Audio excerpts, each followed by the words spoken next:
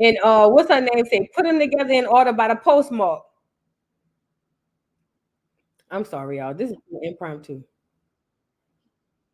Girl, shut up. Anyways, that's how I be feeling when I find this stuff. I don't care.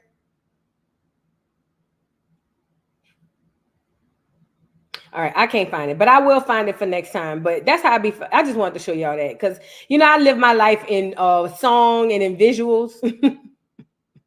No cap. My whole life in my head is in music and is in visuals. No cap. I'm not even making this up. But OCO, everybody, y'all get in here, like the video, like the video, like the video, like the video. Hold on, let me get y'all up here so I can see the chat. And we about to get started. You guys, I hope y'all ready for some information, for some knowledge. I'm not no teacher. I'm just here to help re-educate you to what's going on. Now, before let's just get started with a recap of last week. If you're just coming on here and you missed last week, you should probably at the end of this, if you want to, go back to last week's live, because on that live we discussed how Spain was given basically approval. I'm just saying it in the layman term. Where is YouTube? Okay, here we go. So basically the way it worked was Spain was given approval by the Pope and the Queen. I mean the Pope to go ahead and take captive of all of the Western world, right?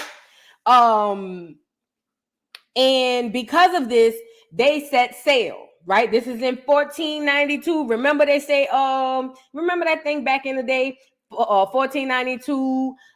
Columbus sailed the ocean blue or something like that, something crazy or whatever.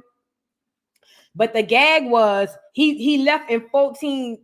Yeah, he left, but he didn't make it to North America. He made it to the Caribbean area. I want to say it was the Brazil area and a couple other places, but he never quite made it to America, North America at all. He never touched land on North America. So when they say Christopher Columbus discovered America, they're being very disingenuous with that word discover. Now I know in a sense of a term, it could mean discover when you find something that other people didn't know about, but ultimately it was very disingenuous because he didn't discover America because he never made it here. So boom, after that, he keep going back begging for them to send him back on the voyage. He need money. The people don't want finance. And mind you, he's Italian. However, he was a melanated brother, allegedly. Remember, there is a thing called Black Europeans. I need us to get out of the mindset that all Europeans are clear. They are not indigenous to nowhere in this land, not even the Caucasus Mountains. So with that being said, you have to get into the mindset that it's possible. Now, don't even believe me. It's possible that these people, these Europeans, were not all clear. We read last week how they described the people getting off the boats, and they said, oh, was that this morning? Yeah, and they were talking about how some of them were, I think I still have it. Some of them were Black. Hold on, let me see. I think I still have it from this morning. Wasn't that this morning? Let me see. If I have that, that'll be perfect. Hold on one second. Not Umar crazy behind. Hold on.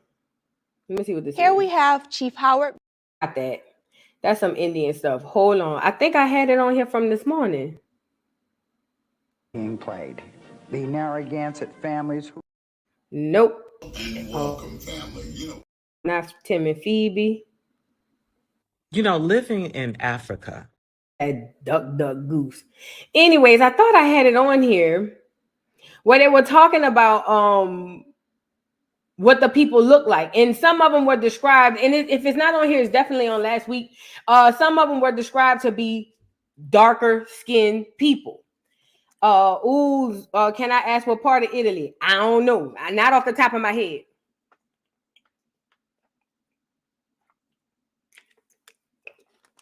Not off the top of my head. Oh, thank you. I be running and drinking water and whatnot. You know what I'm saying? Trying to get fine or whatever the case may be. Because I'm over here drinking water and getting outside in the sun and whatnot. You know what I'm saying? Getting black as all get out. OCO share. But no, listen. I want to get into it because I don't want to get too sidetracked. So with that being said, yeah, you got to keep an open mind that it's a very strong possibility that some of these characters that we all thought were clear were absolutely melanated. And again, also keep this in mind as you keep that in mind. All skin folk ain't kinfolk. Your ancestors passed that little part down to you on purpose. They wanted you to know that everybody that looked like you ain't you. Okay. So again, all skin folk ain't kinfolk. Okay. So now, with that being said, what else we went over last week? Oh, so yeah, Columbus was an old duck goose. He couldn't really make it over here for real. They didn't want to refinance him to send him back. I think Great Britain. I don't want to lie. Somebody else refinanced him. He still didn't make it. But then they sent, here comes along Henry de Soto, who was the most heinous conquistador of them all. He came in, he landed in the actual Americas and immediately began to R-wording, pillaging. He had flesh-eating dogs. It was a hot mess. You have to go back and see it then. The reason they were coming over here, mind you, listen, these Europeans don't like each other. France, Great Britain, I'm sorry, all these, none of them like each other, but they were able to do something that we were not able to do because we're tribal people. They're not. They were able to come together and say, you know what? I can't stand you, but what I can do is work with you so we can go over here and get this land, because we were told they got gold, they got riches, they got all these resources, they got pyramids. They don't put that part in there. You know what I'm saying? But the thing is, they were all trying to come over here to battle. You know what I'm saying? So with that being said, they got over here. De Soto came. He was the first successful conquistador. And he unalived a lot of people. A lot. Okay? And also they were here to push, the biggest thing what they were here to push is Jesus, the clear one. Their whole thing was when they land on this land, all these Indians, because remember, they thought this was the West Indies, India.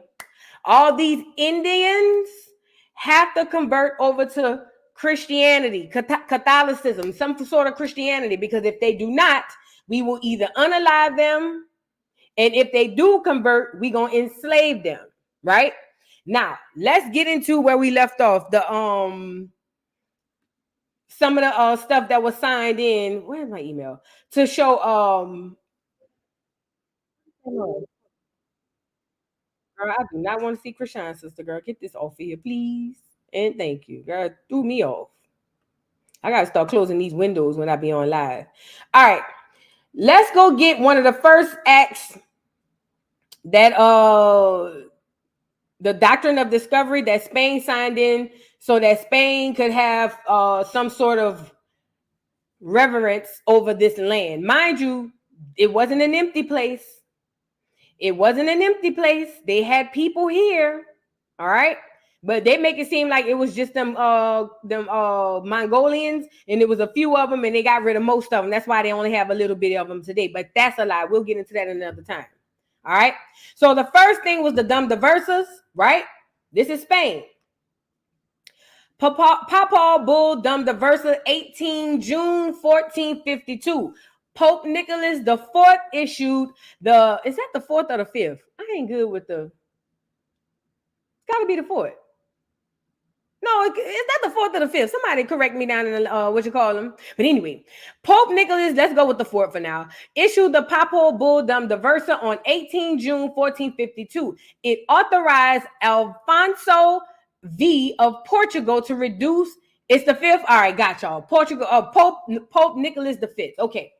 It authorized Alfonso V of Portugal to reduce any Saracens / or in quotation, Muslims and pagans and any other non-believers to perpetual slavery. So listen, the Dum Diversas are saying, hey, if they don't believe in what we got going on, they got to go into slavery. This facilitated the Portuguese slave trade from West Africa. The same people who wrote the bull, Romans, Romanus Pontifex on January 5th, 1455 to the same Alfonso. As a follow-up to the Dum Diversas, it extended to the Catholic nations of Europe dominion over discovered lands during the Age of Discovery. Along with sanctifying the seizure of non-Christian lands, it encouraged the enslavement of native non-Christian people in Africa and the New World. So basically the way it worked was, hey, this Dum Diversas is going to say that this doctrine of discovery, mind you, people are there, but doctrine of discovery is going to say that we can go into these lands, and if these aren't Christian Catholicism or people who practice Catholicism, we have right to the land and to the people and to enslave them. That's what the Dum Diversas was by Pope Nicholas V. Now that I know my Roman numerals, sorry y'all, I never was really good at that. You know what I'm saying? Let's read what he actually said, or what the thing actually said. We weighing all singular the premises with due meditation, and noting that since we had formerly by other letters of our granted among other things free and ample faculty to the aforesaid King Alfonso to invade, search out, capture, vanquish, and subdue all Saracens, and those are the Muslims, and pagans whatsoever, and other enemies of Christ, whoever or wherever so placed, in the kingdoms, dukedoms, principalities, dominions, possessions, and all movable and immovable goods, whatsoever, held and possessed by them, and to reduce their persons to perpetual slavery. Let me scroll down. And to apply and appropriate to himself and his successors the kingdoms, dukedoms, counties, principalities, dominions, possessions, and goods, and to convert them to his and their use and profit. By having secured the said faculty, the said King Alfonso, or by his authority, the aforesaid Infante, justly and lawfully has acquired and possessed and doth possesses the island lands, harbors, and seas. They do of right belong and pertain to the said King Alfonso and his successors. I hate the way the English talk. That was a lot. Hold on.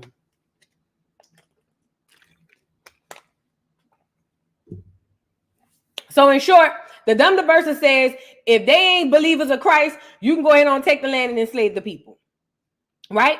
Well, then in 1493, Alexander VI, since D is 1, that's got to be 6, Alexander VI issued the bull Inter Caetera, stating one Christian nation did not have the right to establish dominion over lands previously dominated by other Christian nations, thus establishing the law of nations. Together, the Dum Diversas and the Roman Pontifex and the Inter Caetera came to serve as the basis and justification for doctrine of discovery, the global slave trade of the 15th and 16th centuries, and the age of imperialism. So basically, the Inter Caetera came on and said, you know what? I don't think it should just be under one religion or under one rule of any type of Christianity. Let's make it a nation of such. And that's basically what we got, right? So, okay, cool. Boom. That's done. Now that we got that out of the way, this is how they were able to come over here and do exactly what they did. They create some stuff. From what I understand, they didn't contact nobody over here and say, hey, what y'all think about this? They just came up and was just like, this is what it is. You know what I'm saying? And they were able to move off of that. Mind you, we were not Christians. We didn't believe in Jesus. Or at least if we did, and I can't say that to be a fact. If we did believe in some sort of a Jesus figure, it wasn't the one they brought over here. Remember, I told y'all that image of clear Jesus is actually I say his name all the time. Leonardo da Vinci's boy toy. I hate that. I hated it. Caesar Borgia. Thank you, girl. I hate when I do. It's only with names. It's never with things or places. When I'm talking, I don't know if my mind be moving too fast, but when it comes to names, I could be gonna say the name a million times a day. By the time it's time to really say it and know it, I just be like, I draw blanks. I don't know. It must be anxiety or something. But anyways, Caesar Borgia, he was the image of the clear Jesus. But mind you, let me show you how crazy this whole religion thing is. It says that it's against homosexuality, yet they had the whole world, at least not the world, all of America's praising a clear homosexual. He was in all the churches. All of them. All our grandmothers prayed to him. Hell, my grandmother still is on the type of time where it don't matter what color he is, because she don't want to leave out of the comfort zone of having to realize that ain't Jesus who she was praying to. And that's most of our ancestors. But he was a full-blooded homosexual. And there's a lot of homosexual references in the Bible and all those doctrines, but they hide it to make it seem like it was just such a horrible thing. But when you really peel back the layers, there's a lot of that stuff going on in the Bibles, okay? So I think that is the biggest slap in the face of Black people, so-called Black people, indigenous people of this land, to give them a doctrine. And I always wondered, I say, well, if they didn't want us to read or be smart, why would they give us the Bible? And, you know, it just never, and it made sense because it's some bull. And I'm not saying it's all cap, but what I'm saying is there's some stuff under there. But the pictures of Jesus have been painted hundreds of years before that, and there's a lot of people who happen to look like him. I'm not disputing the most popular pick was Caesar Borgia, though. Zaria, in America, we had Caesar. I don't know about no other painting. I ain't never seen no other painting. No, I have seen other paintings. I'm not gonna lie. You're lying. I'm lying. I have seen other paintings, but the popular painting of Jesus Christ that hung on all of the churches in America when I grew up in the South, was that fool. That's how it shocked me the most, because when I seen them, I was like, no way in hell. It was him. It was without a doubt Caesar Borgia. So I don't know what it looked like over in across the pond, but I know over here it was him. So I can't really speak to nothing else. You know what I'm saying? And I've seen other ones, but the ones that I know, that my grandmother know, that was in them Bibles, that the pictures they put in them books, in them and all that stuff, it was him. It was him for sure.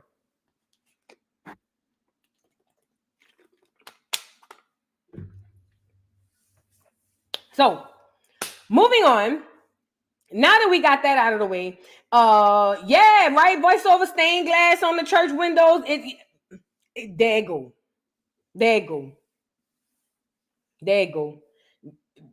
That's why I be saying, like, but again, we get something completely different than the world gets, and it's for a reason. It was for a reason. Wasn't he more DL? He married a few times and had a bunch of kids. Now that I'm not sure of. I'm not sure. All I know about Caesar Borgia was, well, first we already knew Leonardo da Vinci was a little loose-wristed, but I didn't know until recently, last maybe year or so, that Caesar Borgia was actually his boy toy. So I don't know. Possibly. It's possible. It's very possible. That is absolutely true. And this was the gag with that flower child. This is what I didn't quite understand. So the book of Daniel, it does describe Jesus as having hair of wool and skin of bronze, and you know, and it describes a melanated person. Yet and still, along the stained glass windows in the church didn't depict what was in the description. But I always wonder why people didn't catch on to that. But then it made me think, they don't talk about that at the church house. They didn't talk about that at the church house, what Jesus looked like. Think about it. And again, I grew up in the Baptist church for maybe the first half of my childhood. But ultimately, I ain't never heard them talk about what Jesus looked like at the church house. Who grew up in a church? Maybe y'all know more than me. Like I said, I only did half of my childhood. But I ain't never been to a Sunday school. Not even Sunday school. We used to have to go to Sunday school every Sunday morning before church started. Church started at 10. Sunday school was at 8:30. I just ain't never heard them really focus or hone in on what he looked like. And I think that's part of the reason why a lot of them, you know, a lot of people didn't question it. But it was right there in the book. It was right there in the Bible. That's crazy. Yeah. But again, the powers that be understand. The powers that be understands that they understand how to basically I'm sorry. They understand how to manipulate the public. I got church docs I want to share, Voodoo. All right, it'll have to be on another stream. I don't want to get into the church thing because I'm not into the whole religion thing. So we'll catch that on another stream. Where we might do a members only type of tease or something like that. I don't know. We'll see. They already updated the Bible. I know the Jehovah's Witness got a new Bible. The Jehovah's Witness, everybody get a new Bible. Everybody get a new Bible. And we got to ask ourselves why. How many times they're going to translate it? It's crazy. Anyways, I don't really subscribe to it much. I know they got some good stuff in there, but I ain't around here, that ain't my cup of tea. Let's move on. So now we got the dumb verses down. And I wanted to get into Sir Francis Drake, right? Mind you, this is the very beginning. This is a very beginning. You sent the super chat? Hold on. Somebody sent the super chat, and if I missed it, my apologies.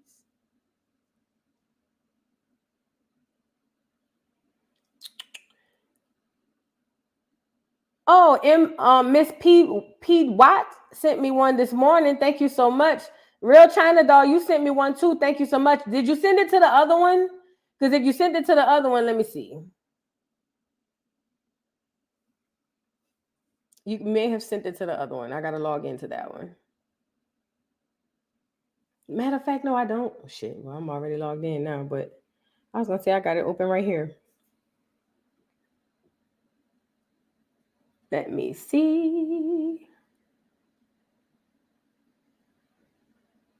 Where's that damn email?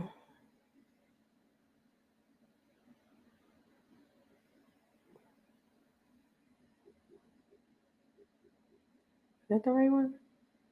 Sorry, guys. I just want to make sure I'm getting everybody. All right, no, yeah, that's all I got was those two. Was that you who sent that super chat? Voodoo, I got a sis. She don't do the Bible thing too. Why? So no shade. I want to understand her, aka my sis. Yeah. Was that what you sent?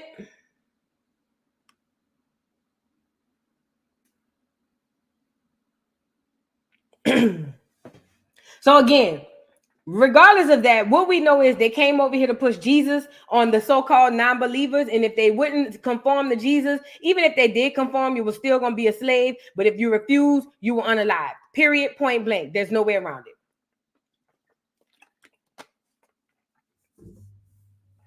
All right, moving on. Sir Francis Drake, that's where I was. Now we got to get into Sir Francis Drake, right? Because around this time, Spain is lit. Everybody, like Spain has monopoly on the Americas. You know what I'm saying? They got the dumb diverses in hand and the the Qatar and all that stuff, and they ready to go see what's up. You know what I'm saying? They already over here claiming lands and acting a damn fool and doing they 1-2 thug thizzle shit's naive. You know what I'm saying? Well, along come the British, right? So the British was like, hold up, wait a minute, we need in on this, okay? And so this introduces Sir Francis Drake. Can you guys see this? Am I sharing it? I'm sorry. Am I sharing this?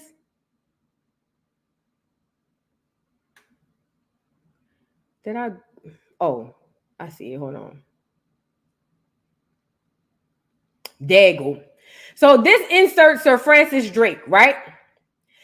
He was born circa 1540 or maybe 43 from Devonshire, England. He died January 28, 1596 at sea off Puerto Buelo in Panama. He was an English admiral who circumnavigated the globe from 1577 to 1580 and was the most renowned seaman of the Elizabeth age. That's Queen Elizabeth, right? Here come the British now. They want they little coin. They want their end, right? They like, nah, nigga, we coming to get us too. Now, he was born on the Crowsdale estate of Lord Francis Russell, 2nd Earl of Bedford. Drake's father, Edmund Drake, was the son of one of the latter's tenant farmers. Edmund fled his native county after arraigning after arraignment for assault and robbery in 1548. Oh, his daddy was a goddamn felon. He got arraigned for robbery and assault, and then he ran. That claim that he was a refugee from Roman Catholic persecution was later a pious fiction. From even before his father's departure, Francis was brought up among relatives in the Plymouth, the Hawkins family, who combined vacations as merchants and pirates. So he come from a daddy who wasn't nothing but a scoundrel. Okay. Now, this is where he come in with the Spanish. So it says, voyages to the West Indies. Resenting the Spanish authorities' claim to regulate their colonies' trade and impound contraband, Drake later referred to some wrongs that he and his companions had suffered. So Drake is around here saying, hey, they messed us over. Wrongs that he was determined to right in the years to come. So he got a vendetta out for these folk now. Yes, Drake, the irony, right, Kiki? Right, Kiki? Remember,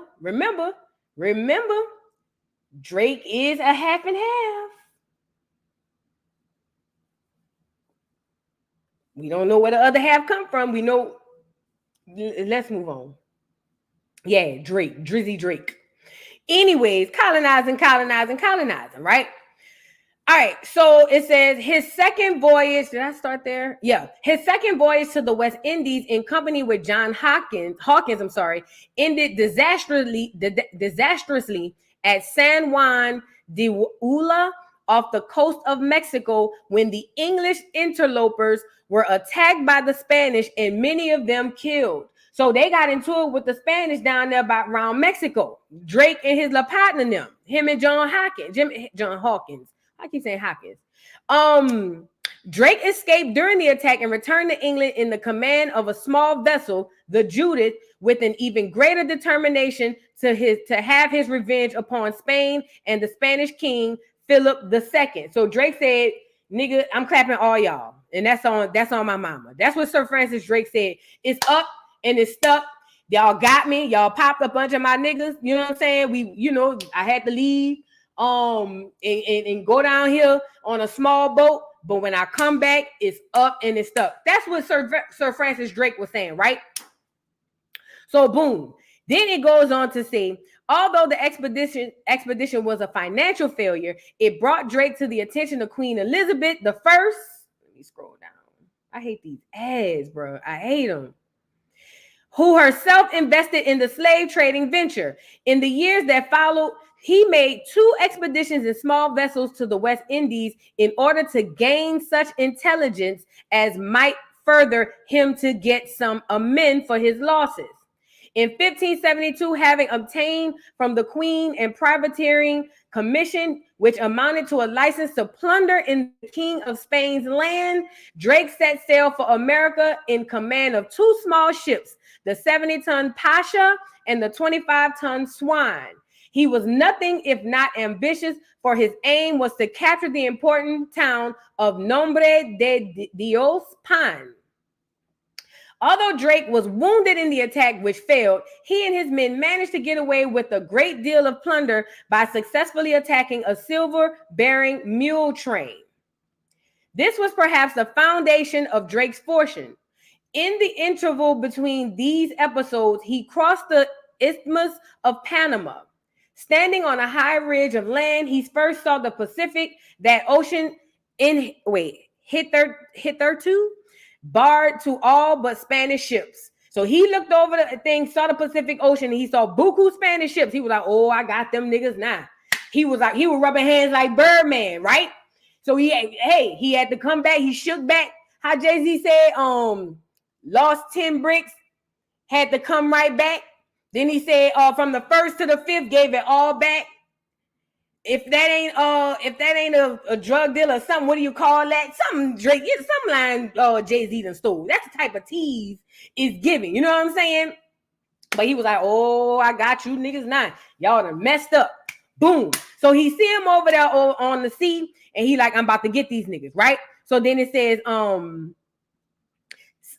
it was then as he put it, this is according to him, that he besought Almighty God of his goodness to give him life and leave to sail once in an English ship in the sea.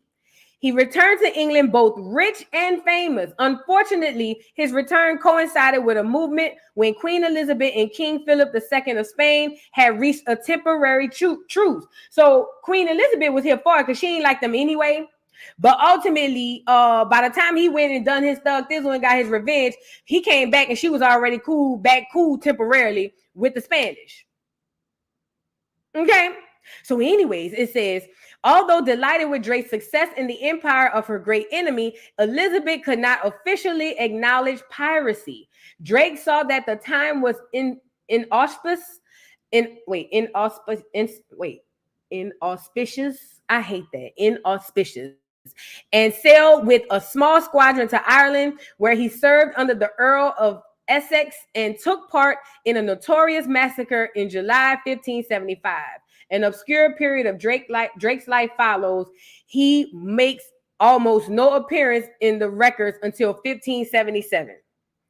So yeah, Queen Elizabeth was like, yeah, I can't publicly say that I'm cool with you going over there pirateering over there by them people, because that's not cool.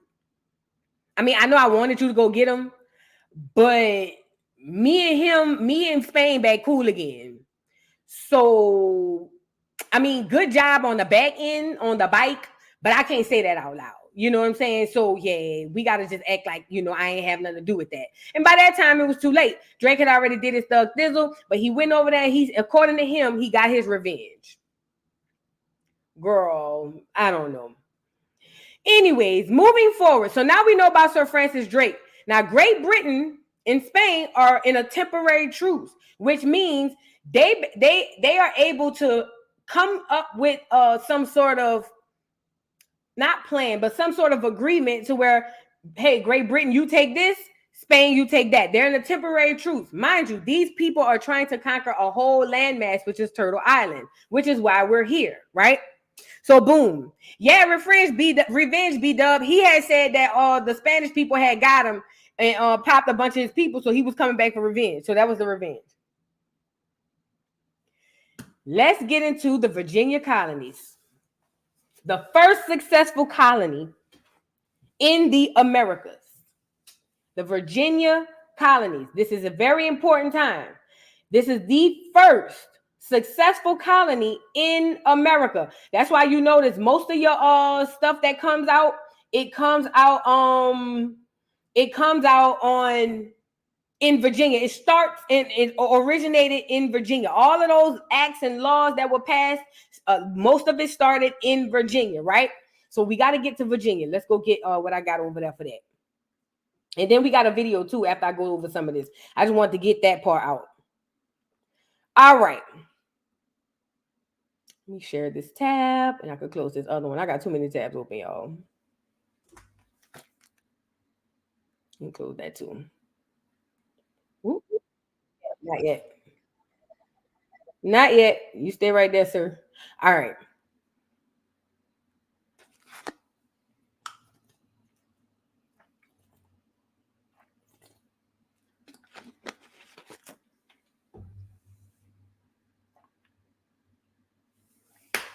Sorry, y'all.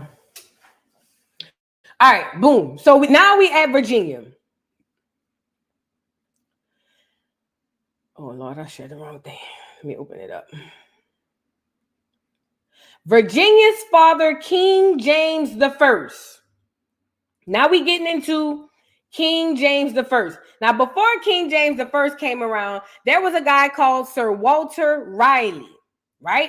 Let's get into him. It says, there is no doubt Sir Walter Raleigh invented the name Virginia. Raleigh or Riley as he usually spelled his name, initiated the attempts to establish an English colony in North America in territory that Imperial Spain regarded as part of its empire and described sweepingly as Florida's Riley. I'm sorry, back up. Let me just start over. There's no doubt Sir Walter Raleigh invented the name Virginia. Riley, or Riley, as he usually spelled his name, initiated the attempts to establish an English colony in North America in territory that Imperial Spain regarded as part of its empire and desired sweepingly as Florida. Riley's first and abortive colony in 1585 was essentially a privateer base. His second attempt in 1587 was a serious effort to establish a permanent settlement, though it failed. In between the attempts, Raleigh received such marks of favor from Queen Elizabeth as knighthood and permission to call the newly settled land Virginia in her honor, for she never married and was the Virgin Queen. So that's how we get the name of Virginia, according to colonialwilliamsburg.org, according to them. All right, boom. Let me scroll down some. So Virginia is named after Queen Elizabeth because she's supposed to be the Virgin Queen, allegedly. I don't believe that who. Anyway, this had the virtue of making an end of the linguistic muddle over names into which Raleigh knew he and his colonists had fallen because of ignorance of the local Algonquin language. This is indigenous people we talking about right here. This is the English. This is the what you calling we talking about here? This is the indigenous people we talking about right here. Zaria says, in England, the colonies are described as failed social experiments. Wow. Really? Really? Again, American history is something within itself, child. But I don't know how they would be failed if they actually was able to. I guess. I don't know. It failed because y'all not. Oh, I see what you're saying. That makes sense. Zaria saying it failed because we're not under British rule. Sound about right. Now that makes sense. So that's why they would say it was or influence. Yes. So that's why that makes sense. That's why they would say, hey, you didn't go and do what you were supposed to do. Because although y'all were able to get the land, we're not under British rule. Gotcha. That makes sense. Thank you so much for that, Zaria. You can see this where we need you at when we talking about the Europeans. That's your people, girl. I'm just playing. Anyways, back to where we were. So according to the English people, not the English, the Europeans, they say it was a failed attempt. So yeah, they sound like they was mad, Kiki. Sound like they was mad. I ain't gonna lie, I'd be mad too if I sent you over there to do something. You know what I'm saying? And then all of a sudden it ain't go the way I said it was supposed to go. I'll be mad too. I ain't mad. I ain't lying. All right. This had the virtue of making an end of a linguistic muddle over names into which Raleigh knew he and his colonists had fallen because of ignorance of the local Algonquin language. Now we over here by the indigenous people. The English had been using absurd terms like Wingandakoa, or Wingandaqua, whose origin was native, but whose meaning still obscure. Raleigh has no role in the continuous history of the plantation that grew to become the Old Dominion of Virginia. His colonists, including the holding party, his cousin Sir Richard Grenville, left on Roanoke Island in 1586, were all active in what is now North Carolina. You guys like the video if you haven't already. Please like the video if you have not already. Where's my cursor at? There you go. So Raleigh and his people end up going over there to North Carolina, right? All right, boom.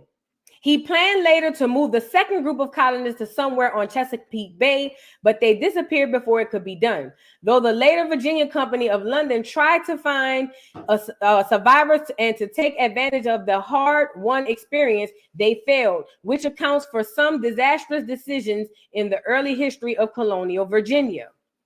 The father of Virginia was not the handsome English courtier Riley. It was the man who, under heavy Spanish pressure, had Riley's head cut off in 1619. We talking about King James VI of Scotland, and from 1603, James I of England and Ireland. He was not handsome. Why they telling me he was ugly? I don't know. But yeah, that's what we got. So then it goes on to say, the son of Mary, Queen of Scots, and her second husband, Henry Stuart, Lord Darnley, James had more brains than his parents put together, but none of their startlingly good looks. Mary and Darnley were tall with long, elegant legs. James had short bow legs. That's King James. He was short and bow-legged. He was most comfortable on a horse. He would walk supporting himself on the shoulders of two courtiers. It says his homely face often wore an apprehensive look, and his personal manners were gross. He could not help having a too large tongue that made him slobber when he ate or drank, but his personal hygiene was based on an aversion to water that confined washing to the tips of his fingers. Before Fidel Castro, James was a contender for the position of the longest-winded politician ever. He harangued his English parliament for hours. Usually for a king, he was a voluminous writer, so we know exactly what he felt relations between himself and subjects ought to be. In 1597 pamphlet, The True Law of Free Monarchies, James said the reciprocal relationships between a rightful and righteous king and his dutiful subjects was based on the fact that the king was a natural father to all his leges. James meant this literally, as he did when he said that the proper office of king towards his subjectees agrees with the office of the head toward the body. To James, royal authority was fatherly, and a people only constituted a body, politic by virtue and submission to their ruler. So I understand kind of like where he's going with it, or how he's thinking. He's thinking like a ruler is the head and the people are the body. Basically, you know how they say the body can't move without the head. He felt like he was one of those dictator type rulers. That's what it's given to me. Like, I need to be the one in charge because without me, they're lost. I want to scroll down because I don't want to read all this. Okay, James was clear that after 1607, he was the father of all Virginians and the head of the body politic they belonged to, which was England. The word colony was not used as much as the term plantation because Virginia was England planted in America. Oh, okay. So that's why they would call it a plantation, because they felt like it was England planted in America. Gotcha. Thanks for the super chat, Miss Parker. Miss Parker says, "Boo, we need a commercial break. Hit the like button. You guys hit the like button. I don't want to have to do a commercial break. I want to get through this because I want to show y'all a video. Please hit the like button. Please hit the like button. Please hit the like button. Thank you so much. For the super chat, Miss Parker, you guys, please hit the like button. It's free, a free way to support the channel if you can.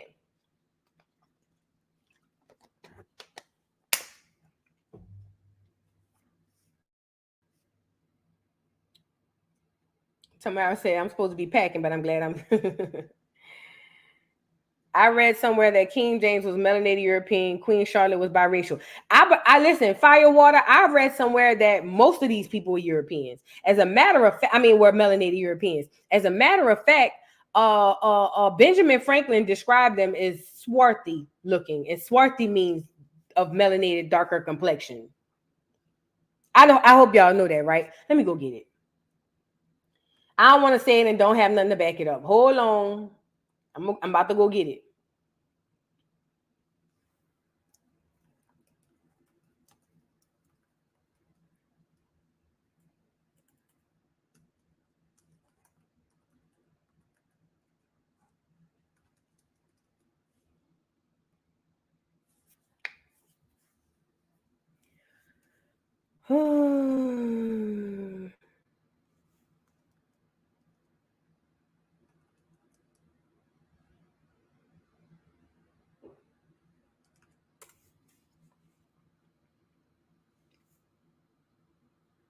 Let me see. It might be here. I'm going to show y'all this because he literally described them as swarthy complected, and swarthy complected means darker skin.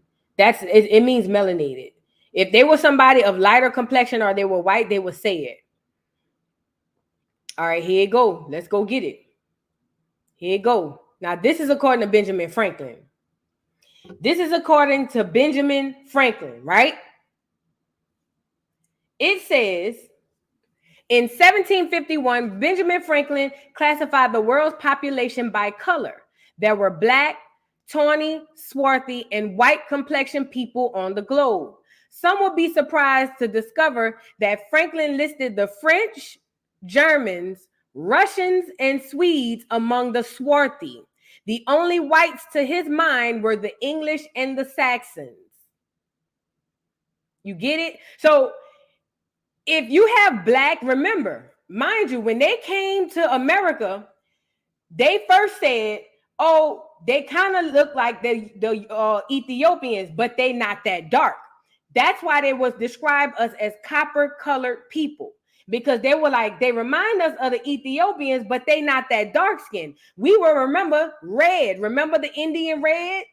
They would call us red or copper color. So swarthy was one of those terms that they used to describe that color. So when you see black and then you see swarthy, most people will be like, oh, well, that means he's not talking about us because black is black. No. Just like in today's time, Africans is typically darker than us, period. Look at Wendy Osefo. In today's time, in real time, Africans are typically darker than us. So with that being said, when he used black and then swarthy meant melanated, just not as black as the African. So I am of the belief that most, if not all of these people at one point that were coming over here were of darker complexion. What's the name of that show that be on Netflix? My daughter watched it, Bridgerton or whatever it is.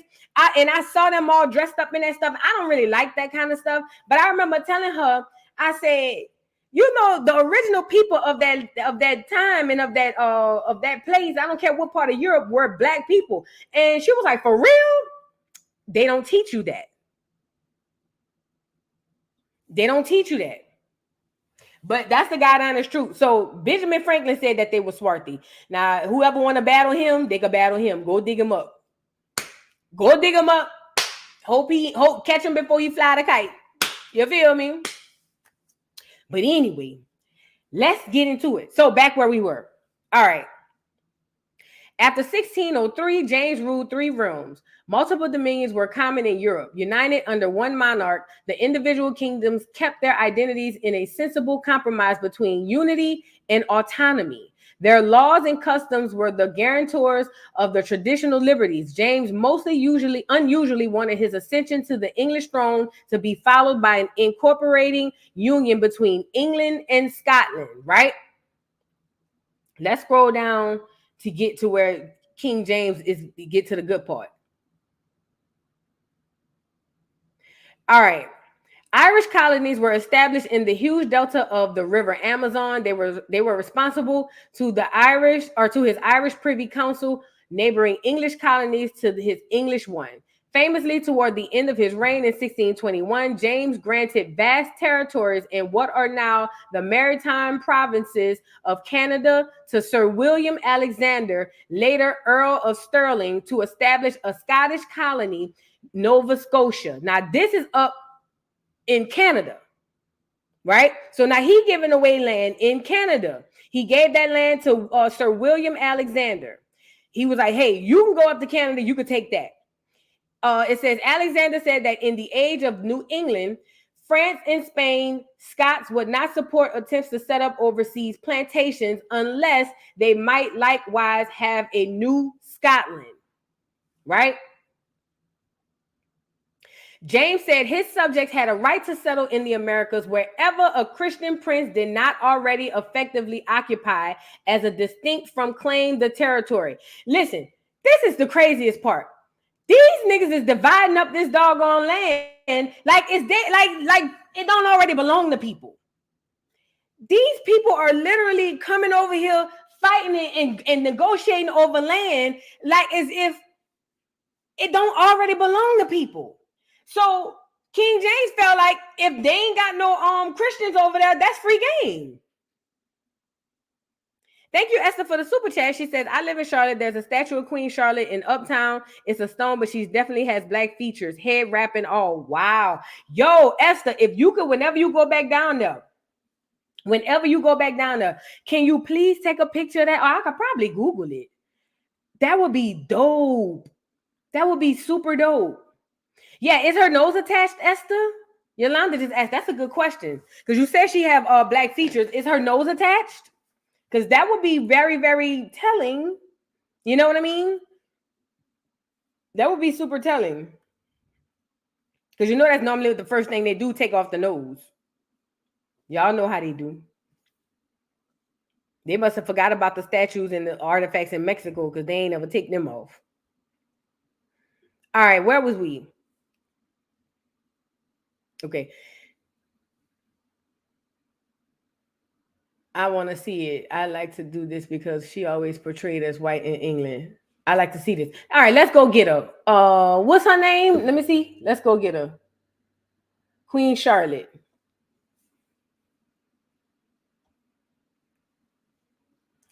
Thank you for the super chat, Miss Keedy. It says, hey, Vu, question, was English our first language or did it become English over time? I love Educational Fridays. So I've heard two theories. I heard one theory was that we were speaking some sort of dialect of language. Of English. It had some sort of English in it. And then I was told two things. One, they kind of got it from us and then mixed it up. And I wasn't told. I kind of saw and researched two things. That we had that some sort of language like that as well here, but it wasn't exactly like the English we're speaking today. But it was more or less like, for instance, let me show you. I'll show you better than I can tell you. It actually kind of is portrayed in that video I showed earlier this morning, right? With the Indians and when they were marching and doing their thing. Listen to how they talk. You're going to hear English words in it, but even in their chant, you're going to also hear some other words like shalawan and stuff like that. Look, peep this. Not that one. Hold on. Not that one. Sorry.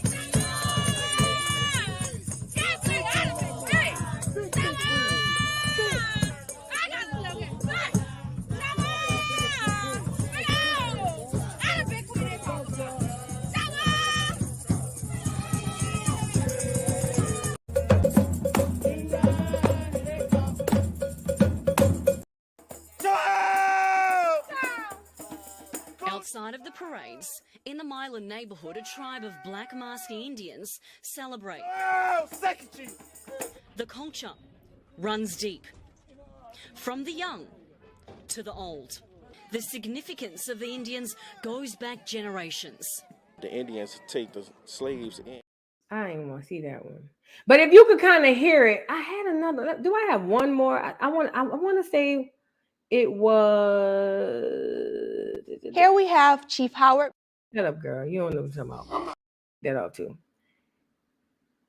It's kind of like they kind of spoke a dialect of it. But then remember, we're taught over here on this land that we speak the Queen's English. So I don't know. I don't know. I couldn't tell you. Again, I've seen two different things that when they pulled up language on Karimio channel. He pulled up the kind of language that was written that we were speaking, and it was versus the Hebrew language versus the English language, and it kind of like lined up more with the Hebrew language, but it still had a lot of English in it. So I don't know. I couldn't tell you, but that'll be something that we could look up. That'll be something that we could do on the Educational Friday. I think that'll be super dope. Thank you, Miss Keedy. Thank you, Gina Bullet Dixon, for the super sticker. Thank you, my love. Thank you. All right, let's get back into the the literature. All right. So where was we?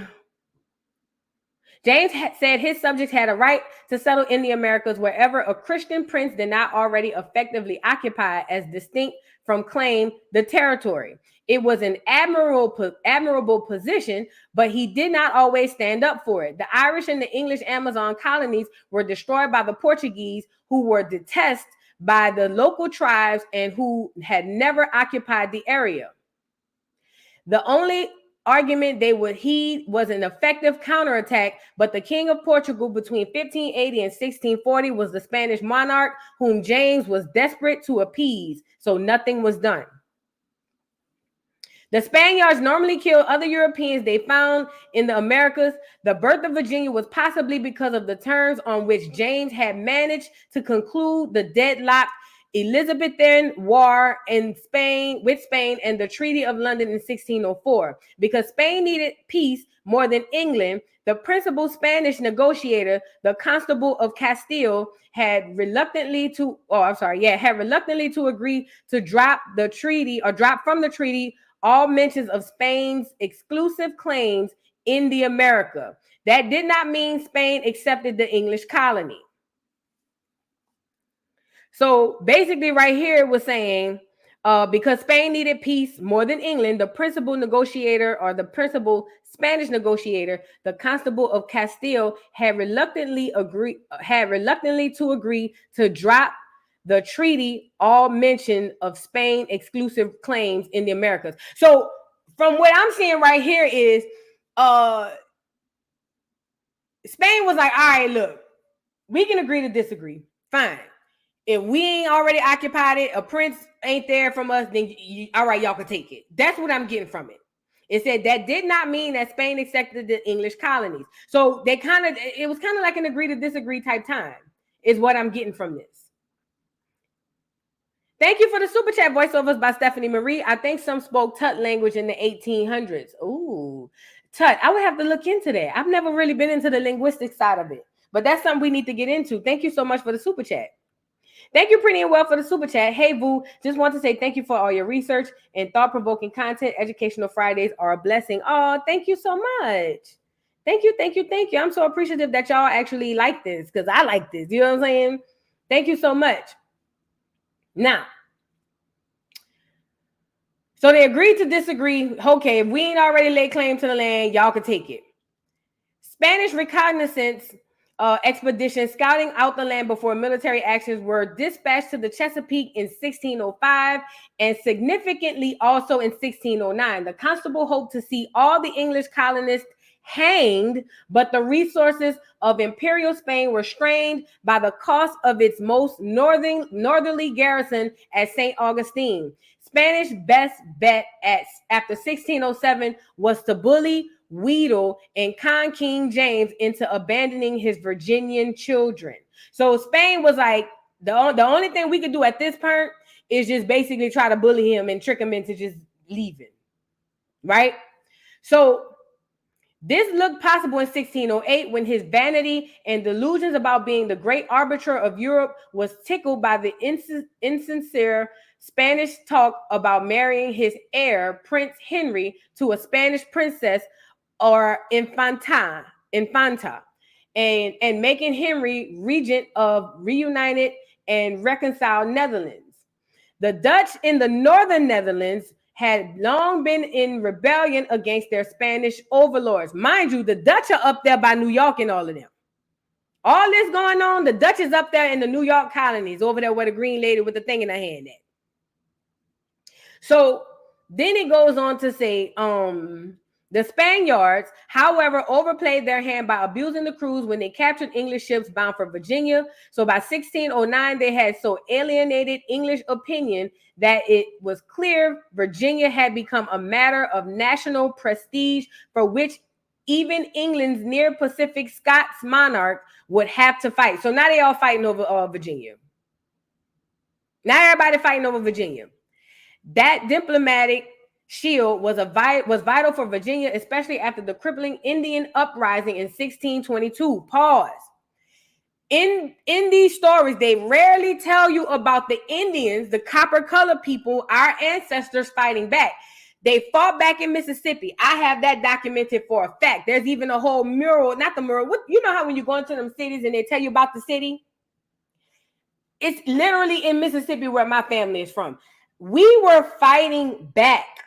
we were definitely fighting back. We didn't just lay down. See, and that's why that story of just go and grab a whole bunch of Africans from Africa and bringing them down here in chains is very, very crippling, because what it does is it make you think that you shouldn't fight back. But the problem of it all is we fought back all the time. So while all this going on, the Indians is over there fighting too.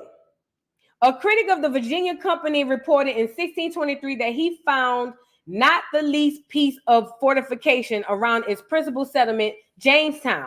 The company said that there were a few cannon and wooden palisades, but the report was probably right in saying one small enemy warship could easily have flattened the place. All right. Because he issued his two characters in 1606 and 1609 to the Virginia Company, James I was committed to protecting the settlement. It lay within Elizabethan grants that he reverted to the crown when Raleigh, who James loathed, was convicted of treason in 1603. It is fair to ask what else James did for Virginia. All right. He put no assets into it. He was financially desperado, creating massive deficits by compulsively spending and gifting to favorites like George Villiers, Duke of Buckingham. When the Virginia Company, even after reorganization and the charter of 1609, did not make a profit, James granted it the privilege of running a lottery. This lasted until parliamentary objections to monopolies led to its lapse after 1621. So, and I don't want to read this whole thing because it's a long read. But what we're seeing here, hold on. Thank you for the super chat, Meek with the brown eyes. Thank you for finally shedding some light on our history, because we have been in the dark for so long. Also, thank you so much for prompting me to look into my family genealogy. Oh, thank you so much. Thank you so much for being here and for your support. It's real, this means a lot to me.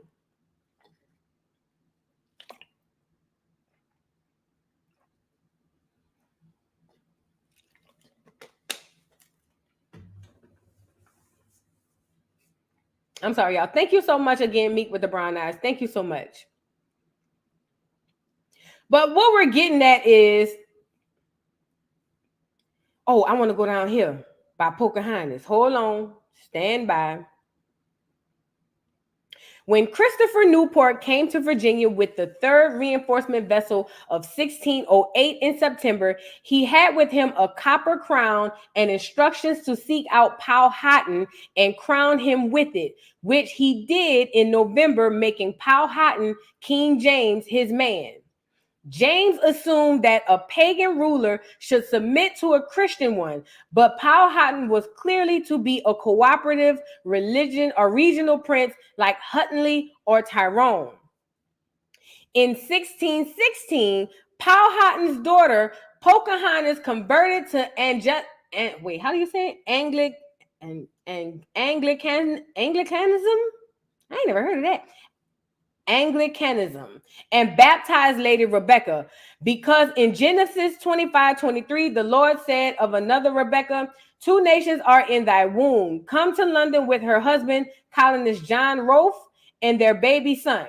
Received lavishly by the royal court and the citizens of London, she carried herself as the daughter of a king, and was treated with respect by James and his nobility before her death on the eve of her return to Virginia in early 1617. Thank you, Gina, for becoming a member. Thank you, Gina Bullet Dixon, for becoming a member. Yes, she was copper color. Yes, ma'am. Yes, sirs. She was copper color. Yes. Right? Thank you for becoming a member, Gina. Thank you so much. It goes on to say, James was on his own terms, benign and liberal, for a few desperate years. After 1611, marital law had to be imposed on the Virginia plantation by Governor Thomas Dale to discipline the colonists for the sake of their sheer survival. Ooh, now that's big. So now they had to put in marital laws. because she was copper colored. Nevertheless, the royal charters promised the colonies the full freedoms and privileges of Englishmen, which is why they were an access to the common law, the guardian of those liberties. Y'all think that's why they came up with the laws? I think that's why they came up with the laws. You see what I'm saying? Because why they all of a sudden had to come up with laws after Powhatan daughter? According to this, it says, and I quote, hold on, I quote, James was on his own terms benign and liberal. For a few desperate years after 1611, martial law, it's not marital, martial law, my bad. Strike that, please. Strike that. Martial law had to be imposed on the Virginia plantation by Governor Thomas Dale to discipline the colonists for the sake of their sheer survival. So martial law, I don't know, it still could be related. I don't know. Strike it though. Anyway. Yeah. All right. We're going to put a pin in that because I just kind of wanted to give y'all a backstory on it. I want to show you guys something else. And after I get through all of these docs, we're going to go into a video that I have. Oh, mind you, Sir Francis, no, not Sir Francis, France. This is around the time where the Haitian War erupts. Remember? So the Haitian War erupts because the indigenous and so-called African, as I'm reading this, I ain't gonna lie. I'm gonna just tell y'all the truth. Whenever they say indigenous and African, I kind of feel like that's cap. I feel like they have to keep saying African to add them to the story. And I'm not saying no Africans came, but you're not gonna convince me that it was all these Africans. Speaking of, I got something to prove that was cap too. Speaking of, you know what I'm saying? But anyway, who was John Rolfe? Zaria?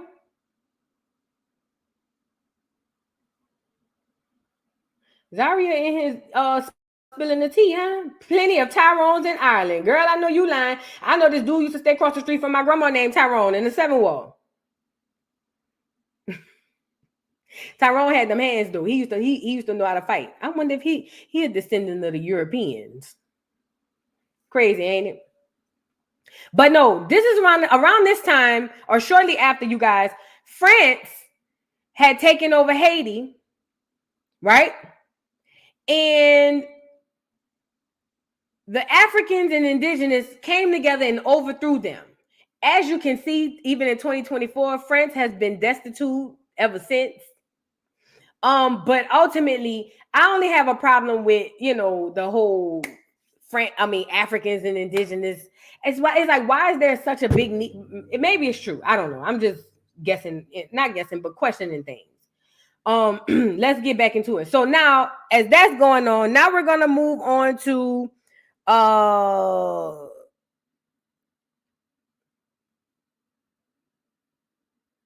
we got another member. Thank you, Jasmine Bishop, for becoming a member. I took notes, y'all. I'm sorry. So if y'all see me looking down, I took notes. My bad. Let's get into this. Oh no, before we go here. No, let's go here where I was. Now,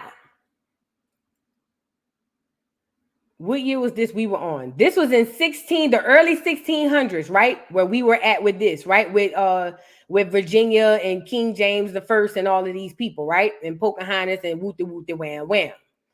I want to show you guys this. All right, let me close this tab. Let me take this down. Hold on.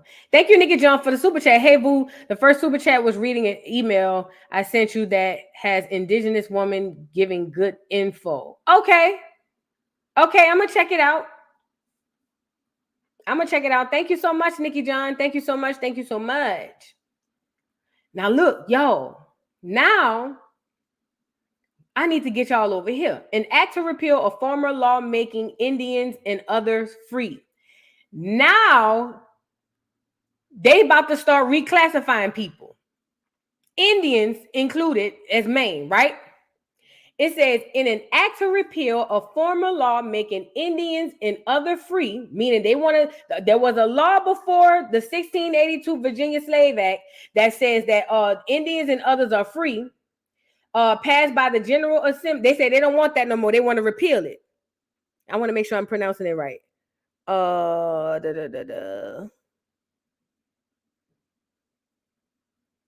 Did I write it down? The Virginia, yeah, this is the Virginia Slave Act. I want to make sure I'm telling y'all the right one because there's a lot of Virginia acts that's going to come out.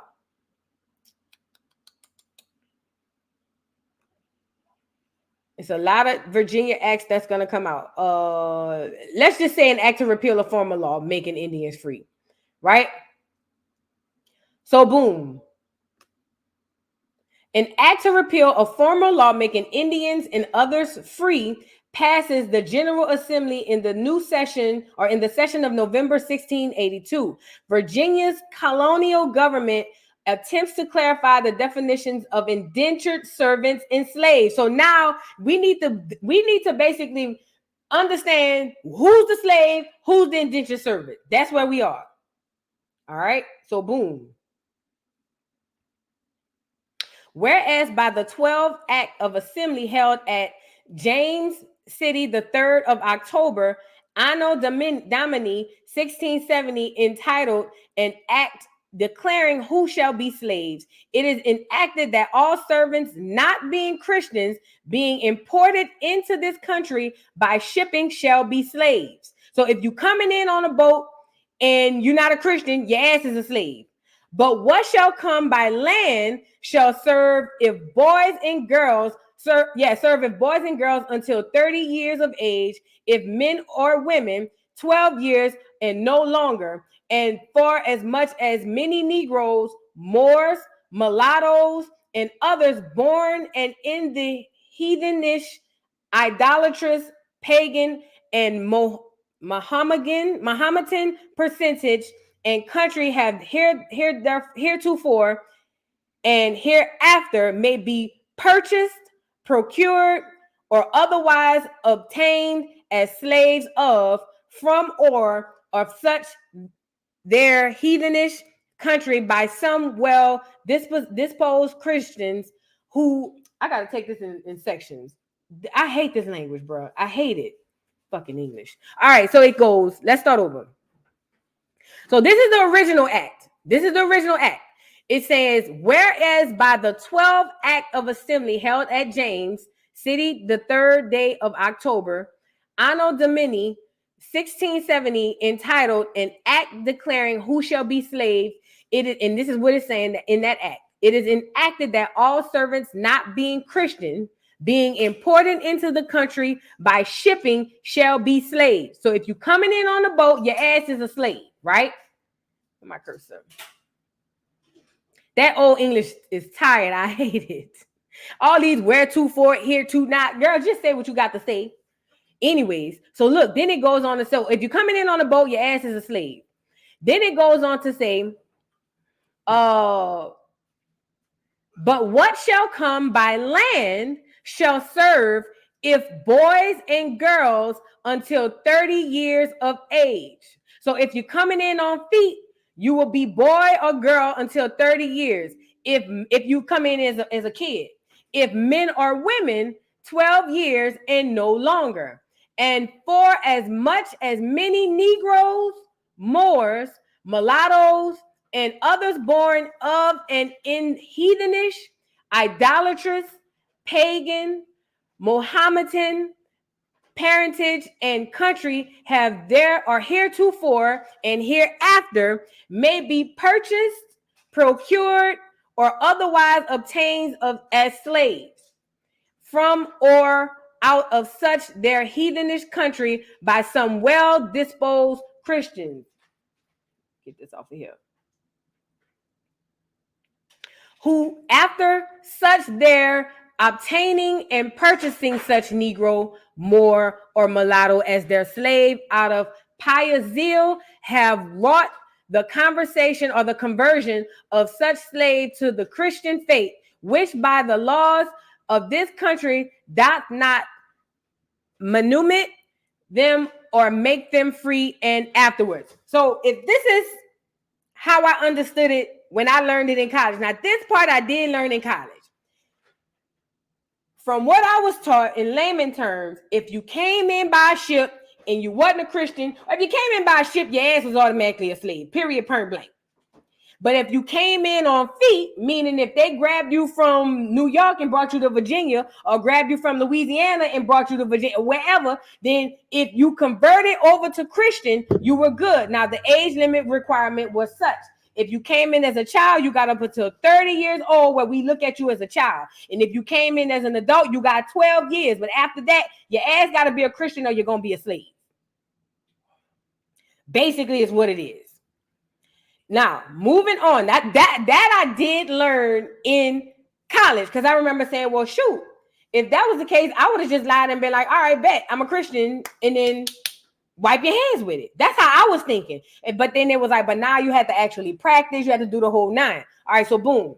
Such their conversions, it had and may often happen that such master or owner of such slave, being by some reason enforced to bring or send such slave into this country to sell or dispose of for his necessity or advantage, he, the said master or owner of such servant, which notwithstanding his conversion is really his slave, or his factors or agent, must be constrained either to carry back or export at a game that said slave. Oh, I'm sorry.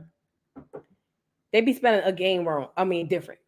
Okay, back or export again the said slave to some other place where they may sell him for a slave, or else depart from their just right entitled to such slave and sell him here for no longer time than the English or the Christians are to serve, to the great loss and damage of such master or owner, to the great discouragement of bringing in such slave for the future, and to no advantage at all to the planter or buyer. And whereas although also those Indians that are taken in war, remember I said we were POWs, or otherwise by our neighboring Indians, confederates or tributaries to his majesty, and this plantation of Virginia are slaves to the said neighboring Indians that so take them, and by them are likewise sold to his majesty's subjects here as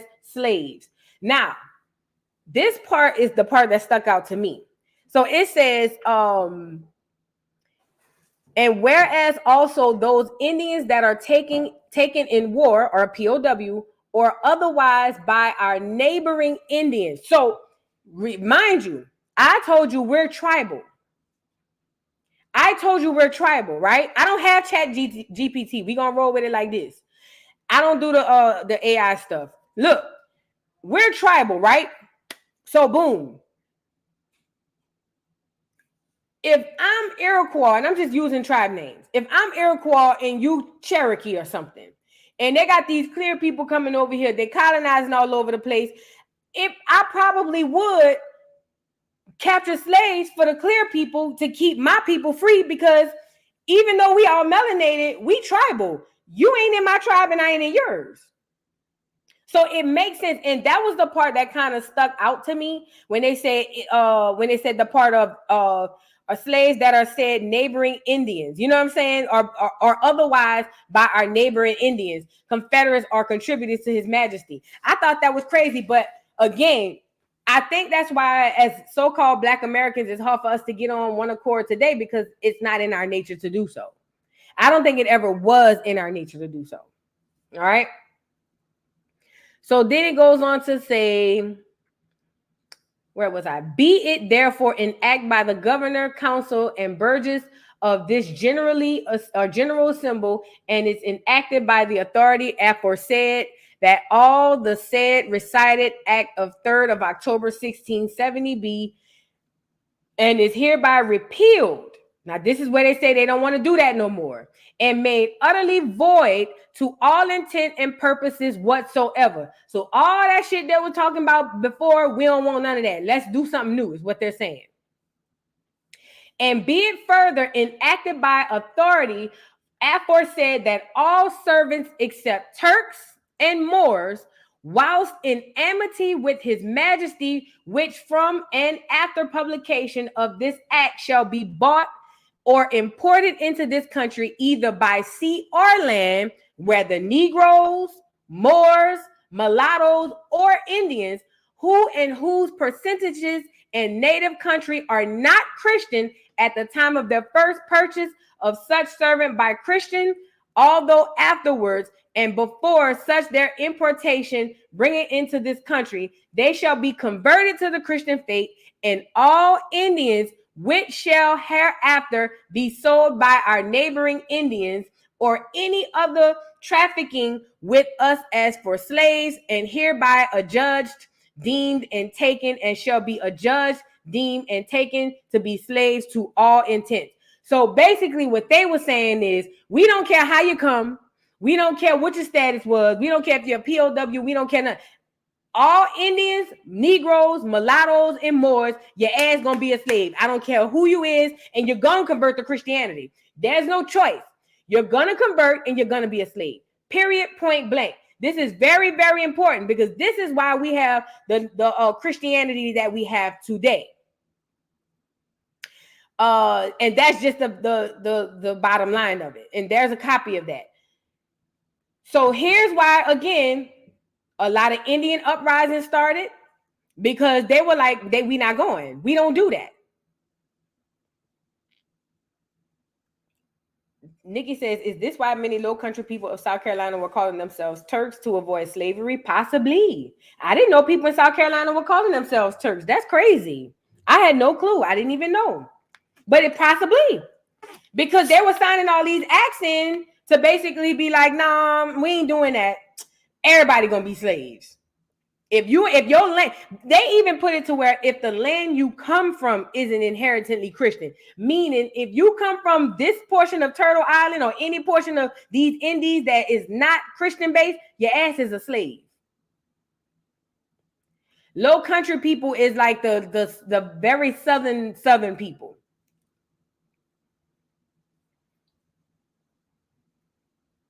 That part, Vu, before the foreign invasion, we had indigenous nations and many of them were beefing. Absolutely.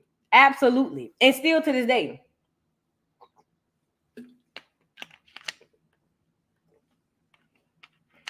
I'm from the Low Country, and Turk mean Coke.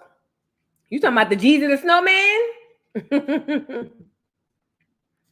Catholicism religion stole and plagiarized the Bible that was named Babel, and they were held captive and stole the book of Psalms, which was originally written by Sibyls. I don't know nothing about that.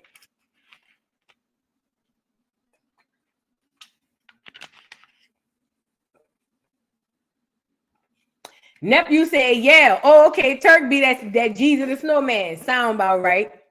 I see your nephew. I see your nephew. Sound about right. Portia said, I never really cared for history lessons until I joined this family. You make it so interesting and make it make sense. Oh, thank you so much. That's what I'm trying to do. Put it in layman terms. Y'all, this shit is crazy. So that is the Virginia Slave Act, right? The Virginia Slave Act says what we used to do, we ain't doing no more. Screw all that, nigga. If you come from a land that ain't inherently Christian, your ass is a slave. Now, let's go get into so that was the act to repeal the other former laws making Indian slaves and all that. Now let's get into the Virginia Slave Act. Here's the Virginia Slave Act. Well, it's kind of the same thing, but it kind of goes to, I hate this source. It's NBC News. Ever since I saw what was going on with that, what's that girl's name with Nikki Case, I just don't be trusting these folks. Let me move this tab over down a little bit. But anyway, we just gonna get into it anyway.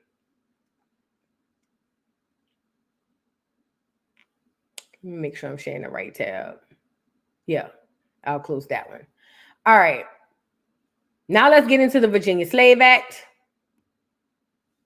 1600 to 1775 colonial authority, right? History, race in the USA, a timeline created by the American Anthropology Association, looks at milestones in thinking and actions about race in government, science, and society. Now, this is very important because now you're about to see where the Indians became Negroes. Let's go. Let me let y'all see the picture. In 1607, a group of settlers first landed on Jamestown Island, approximately 60 miles from the mouth of the Chesapeake Bay. Almost immediately, the colonists were under attack from the Algonquin natives. Disease, famine, and the continuing Indians' attack took their toll on the population. In the winter after Jamestown, colony leader John Smith departed from England in 1609. Only 60 of the original 214 Jamestown settlers survived. So here we go. When they first got there, the Algonquins whipped their ass and got all but 60 of the 214 up out of there. They was like, get y'all asses from over here. Again, these are the things that the uprisings and stuff that they never tell you about. And this makes it more sense why they would have a Martin Luther King to come in with that we shall overcome ass shit. Them people know what we capable of. We is far removed from who we are and what we're capable of. That's crazy to me. I want to go to, all right, let's go here. For a brief period during the 16th century, Virginia was the only English colony in North America. The first settlement was established in 1587 on Roanoke Island in what is now North Carolina.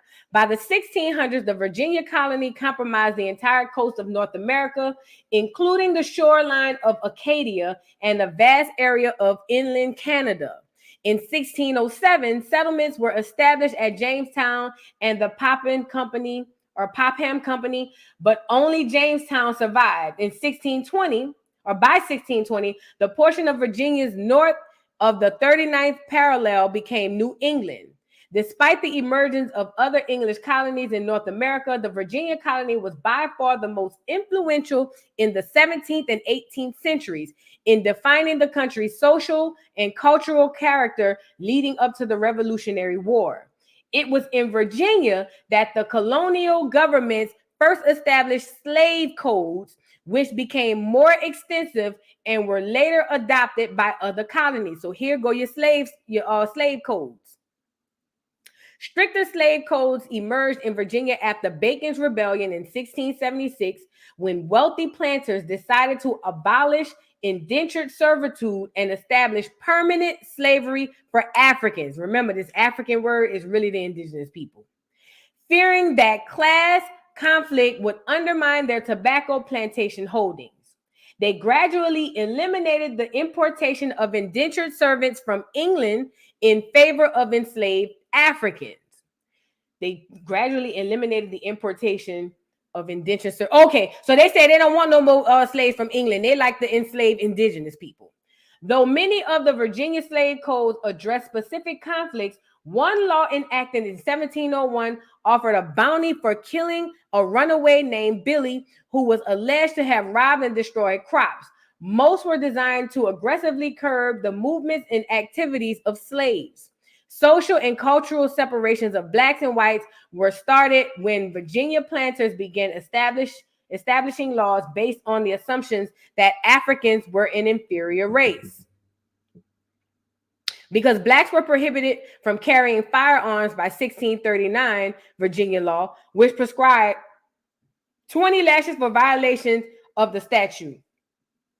There was one exception. With his master's permission, a slave could bear firearms to defend against Indian raids. Massachusetts became the first colony to legalize slavery in 1641, and in 1650, Connecticut legalized slavery. The Barbados Slave Code was set up by English in order to provide a legal base for slavery in the Caribbean island. Under its provisions, slave owners were required to provide clothing for their slaves, but the slaves were denied even the basic rights guaranteed by English common law. Slave owners were allowed to do anything they wanted to their slaves, which in practice included mutilating them and even burning them alive. South Carolina adopted the code in 1696, and it formed the legal basis of slave law in many English colonies in North America. So Barbados was crazy. Out in Barbados, you could do anything you wanted to your slave. It didn't even matter. And that's crazy. That's crazy. So that's how you got your slave acts, your slave codes. That's crazy. Let's go over here with it.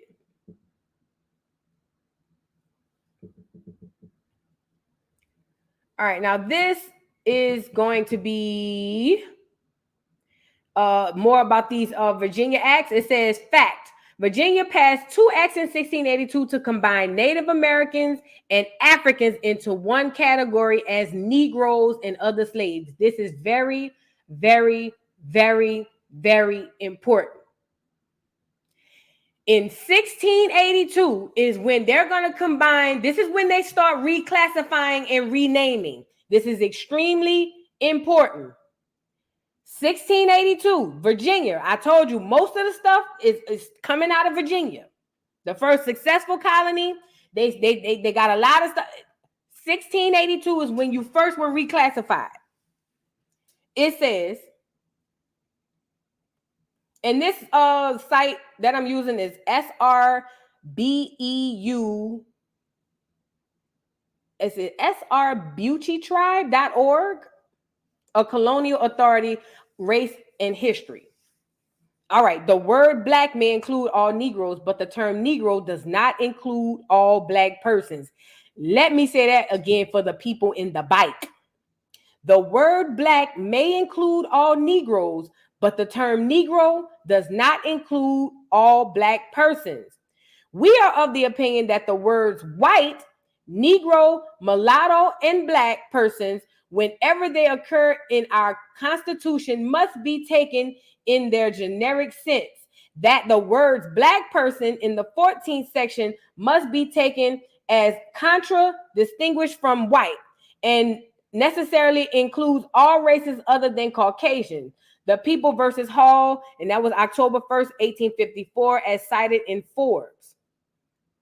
The science of a racial myth, as initiated by the 18th century Carl von Linné and John Frederick Blumenbach, color-coded Europe as white, Asia as yellow, Africa as black, and America as red. Let me say that part again.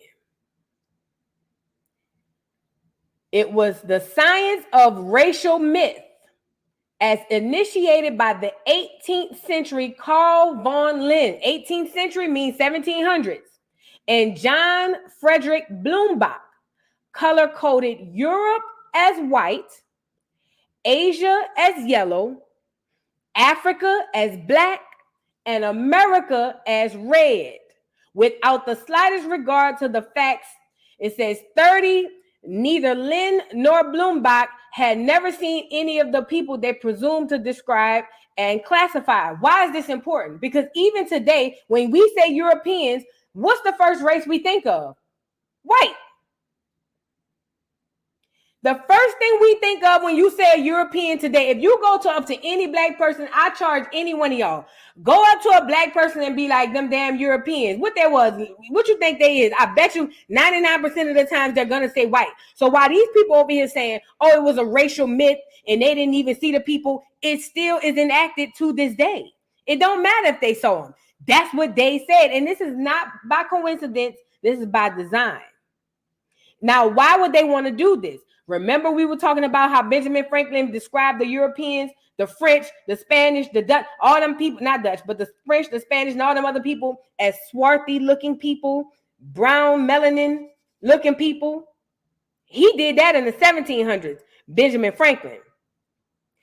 Over here, you got Lindbergh or Linden and Blumenbach is over here saying, all the Europeans is white, all the Africans is black, all the Asians are yellow, and all the Americans are red. Y'all seen the color red. Do I need to go get the color red? Do I need to go get that red color again? Let me go see. I think I have it.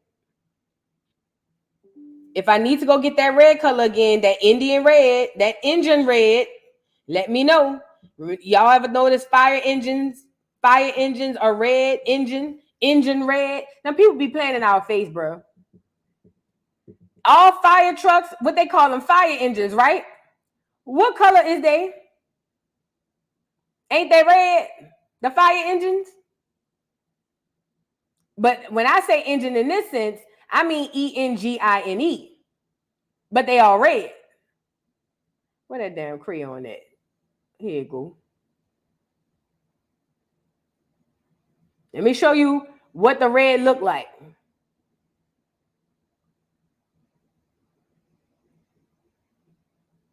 Hold on.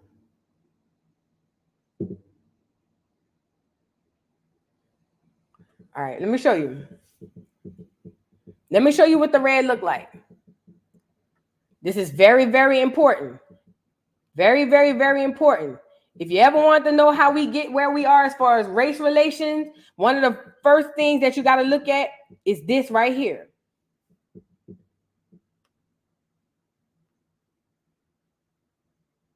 Let me show you the red they're talking about. And I'm going to read it to you one more time. This is just for anybody who had never seen it. I'm going to read it to you one more time, and you look at this color that I got right here. The science of racial myth, as initiated by the 18th century Carl von Linné and John Frederick Blumenbach, color-coded Europe as white, Asia as yellow, Africa as black, and America as red. Look at the color. This is more red on my head, right? So that goes to show you when they were color coordinating these people, they put America as red. But yet, and still in 2024, we call ourselves black. I think that part might have went over a couple of people. They called us red, copper colored red, not like the red you see on my head. That's kind of pink, but you get what I'm saying. And we around here calling ourselves black. We would do better calling ourselves red. At least that's documented. At least we have a starting point to start at. At least it gives us some sort of identity, because that's what they was calling us all this whole time. I'm talking about at the beginning, the red people, the red people, the red people. Washington Redskins. And we around here calling ourselves black. You can't make this shit up. You can't make it up. It's crazy. But that's what, like I said, it ain't our fault, man. That's what indoctrination do, man. And you got to think, what's that crackhead name? James Brown, that informant and slash, in my opinion, agent Kwame Ture, aka Stokely Carmichael, and that's your black movement right there. That's where they come from. That's where they come. That is your black movement right there. Right there. That's your black movement. Now we black. Let's get back into the literature. It says, without the slightest regard to the facts that 30, without the slightest regards to the facts, 30, neither Lynn nor Blumenbach had ever seen any of the people they presumed to describe and classify. The American Indian who became classified as free person of color and colored mulatto was placed under the umbrella of Negro. Pause. What was really going on was the American Indian had become reclassified as a free person of color or colored mulatto, and they were under the umbrella of Negro. So now, although the worldview is starting to see Europeans as white, Africans as black, Asians as yellow, and Americans as red, what's actually happening is we were then classified as free persons of colored and mulatto, and now we are under the umbrella of Negro. Now, my question is this: why would they need to do that? Why would they need to do that? In the 1700s, why would they need to turn around and turn us into doggone Negroes? And you know it's crazy? I recall watching a documentary. I can't remember which one it was. And if I ever find it, I swear to God, I'm gonna share it with y'all. But when they were talking about turning our names into black, I remember seeing a documentary of the elders at the time saying, no, we don't need to turn ourselves into no black. No, you don't never call yourself black. And one guy was like, shit, we barely accepted the Negro. I gotta find that documentary. The man was like, he didn't say shit. He was like, well, we barely accepted Negro. We're not accepting black. Our ancestors didn't even like to be called Negro. It took them a long time in trying to fight for rights and all types of stuff to even come to the terms with, okay, yeah, make me a Negro. We were talking about that this morning. A lot of those people became Negroes because they needed rights to vote. I should still have that up. I didn't delete any of that. Most, if not all, the census reports I came across had mulatto or black and some Negro. It depends on the time frame. Hold on, let me see something. And you know what this made me think about too? Remember that clear woman who said that her parents were classified as colored on the birth certificate, but she claimed she Creole? That's the type of shit I be talking about. I'm about to see which one of these. You know, living in Africa. And welcome, family. You know what it is. Being played. The Narragansett families who wish to remain traditionally as their ancestors had been, made sure there was the teaching. Go out there and learn all that you can from these people. But never forget who you are. Never forget you have your own language, your own religion, and your own way of acceptance. In Rhode Island, some citizens who did not own property had to wait until 1928 before they were granted voting rights. But 3 groups were still officially barred by state law from casting a ballot: paupers, the mentally incompetent, and Indians. The only way the Narragansetts could participate in elections was by identifying themselves as African Americans. Charles Ernest Hazard confronted officials who enforced this practice. His brother, Joseph, one of the oldest members of the Narragansett Nation, recalls the moment. Indians couldn't vote, so he went up to the State House and he says, it's on the charter that the Indians can't vote. And he says, you're voting, ain't you? And he says, no. He says, I consider myself a Narragansett Indian. If I vote, I'm voting under Negroes could vote, but not an Indian. And he said, I consider myself a Narragansett, not a black, so I'd like to have that changed.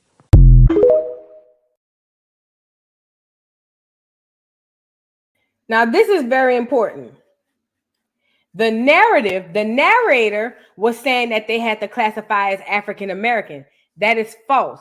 The term African American didn't come until Jesse Jackson in the late 80s, early 90s. So if this was going on in the early 20s, that's cap. But when you listen to the old man said that his brother went down and confronted them and was like, yo, like, I ain't voting, but I don't think that it's right. I have to vote under the term Negro. They didn't even like that term. You see what I'm saying? They didn't even like that term. And if I find this documentary, I swear I'm gonna play it for y'all. I don't care what I'm doing. I'm gonna stop and go live. And I'm gonna play it for y'all. They didn't even want to be called Negro. Remind you, they only wanted to vote because they thought it was going to make them first-class citizens. That's it. They didn't really care about all that. But they didn't even want to become Negro, let alone African American or black. The people didn't even describe us as black. And today, Africans, for the most part, don't describe themselves as black. They'll say, I'm this or I'm that. I'm Nigerian. I'm da-da-da-da. We the only ones around here being promoted to say black. That's crazy to me. That's crazy to me. I don't quite get that. I don't, but no, I do. Indoctrination. Our ancestors didn't even want to be a damn Negro. The only reason when I first came on here and I said I'd settle on the term Negro is because I never liked the African American thing because I was like, that's a country and a continent or two continents. That don't make sense. And the black thing, I used to have all kind of shirts, black this, black and educated, black and it, black and blah, blah, blah, blah, blah. And then I'm starting to realize as I go on social media, everybody falling under this black umbrella, and we are not the same. So that's why I stuck to Negro, because at least Negro, like we read at the beginning of that paragraph, everybody, I'm going to read it to you again. We read it at the beginning of the paragraph. That's how I've always felt about the term Negro. It says, and I quote, "The word black may include all Negroes, but the term Negro does not include all black persons."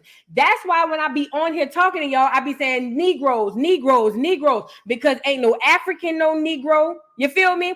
Ain't no black European, no Negro. We are the only Negroes, period.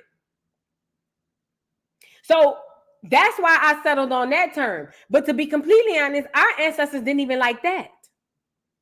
They didn't even want to be that. But they were conforming just to get to where they needed to go, to get to the goal. It's sick, bro. It's sick. How long we been on here? All right, almost 2 hours.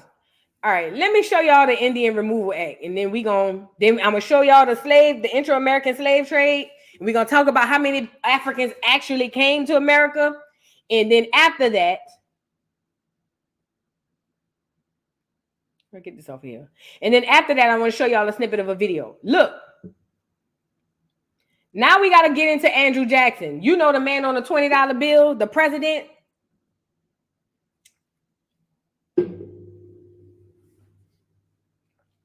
The $20 bill, the president, Andrew Jackson, he hated Indians.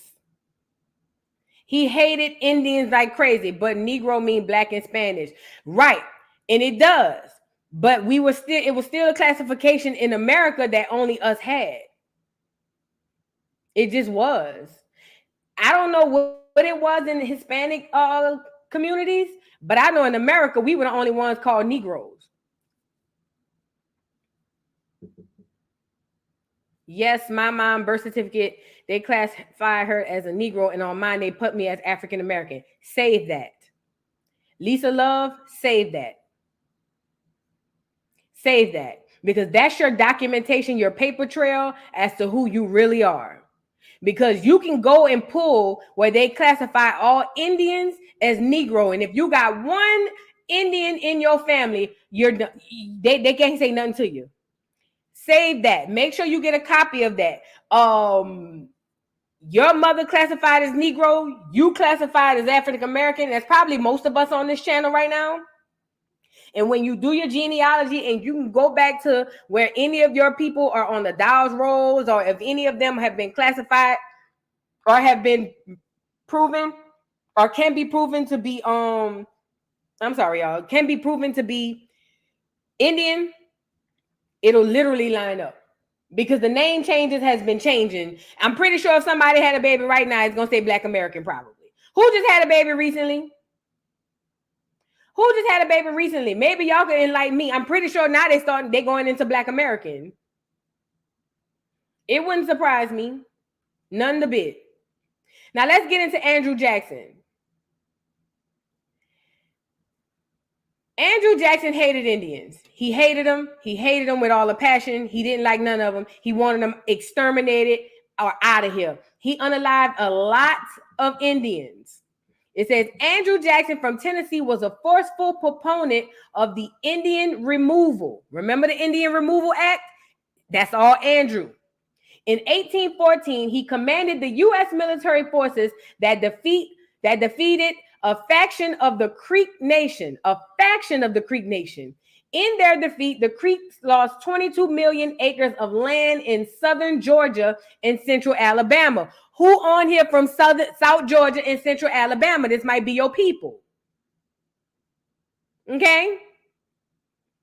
Whoever on here got ancestry from southern Georgia and central Alabama, this might be your people.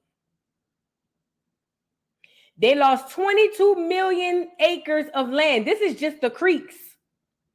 The U.S. acquired more land in 1818 when, spurred in by the motivation to punish the Seminoles for their practice of harboring fugitive slaves, Jackson's troops invaded Spanish Florida.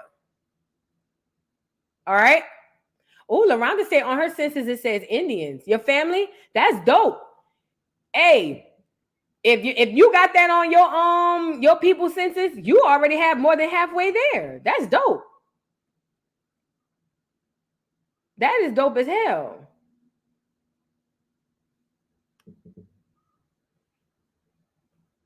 Okay, Nadia says she's from Tuscaloosa.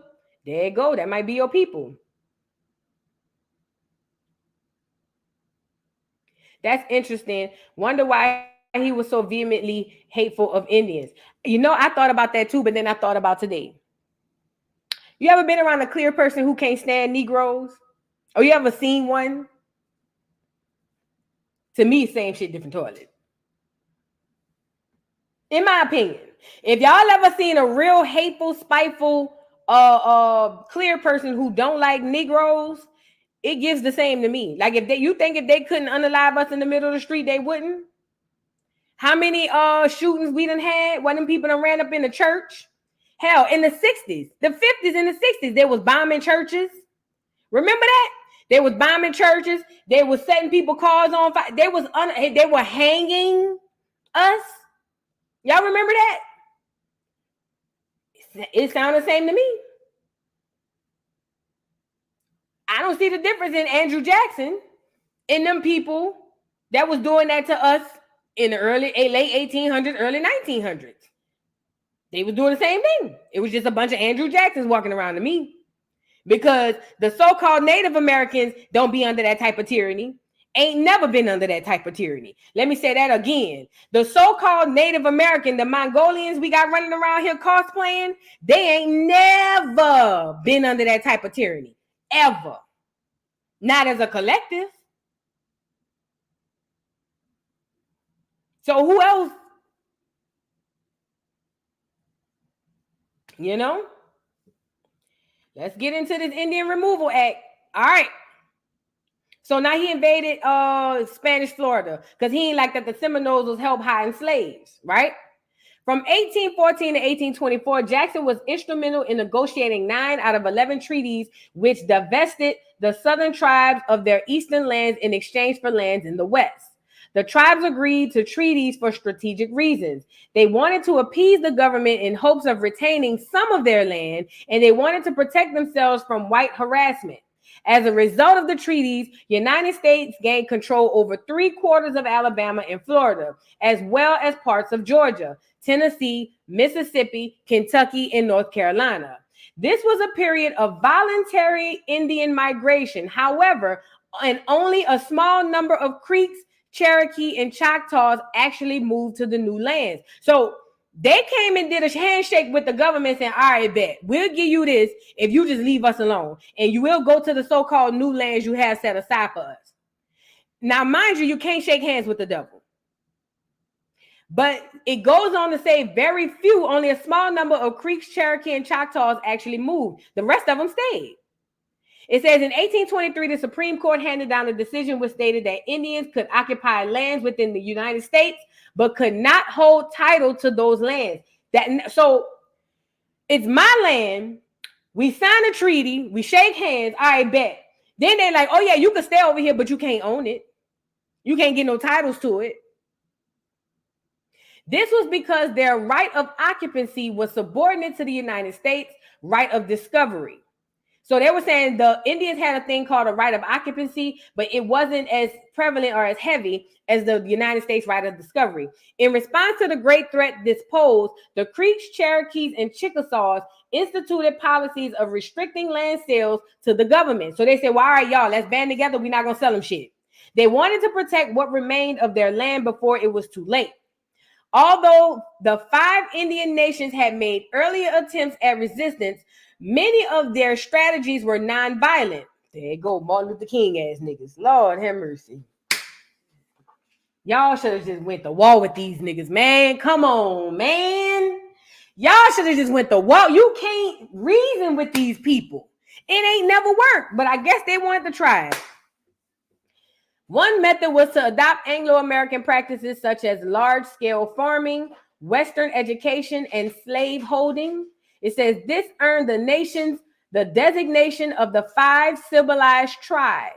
They adopted this policy of assimilation in an attempt to coexist with settlers and ward off hostility, but it only made whites jealous and resentful. Remember when Frederick Douglass said he went worked on a barge or something, and the clear people was mad because the Negroes was getting a lot of work and was getting paid good, and they wanted to do a whole war out there behind that stuff. And remember Frederick Douglass said the Negroes was like, fuck it, let's go to war. But Frederick Douglass was like, I ain't getting in that. Did say that. Frederick Douglass was like, that's between y'all two. I ain't got nothing to do with that. Did say that. His words, not mine. And left them to fight it out and went to another place.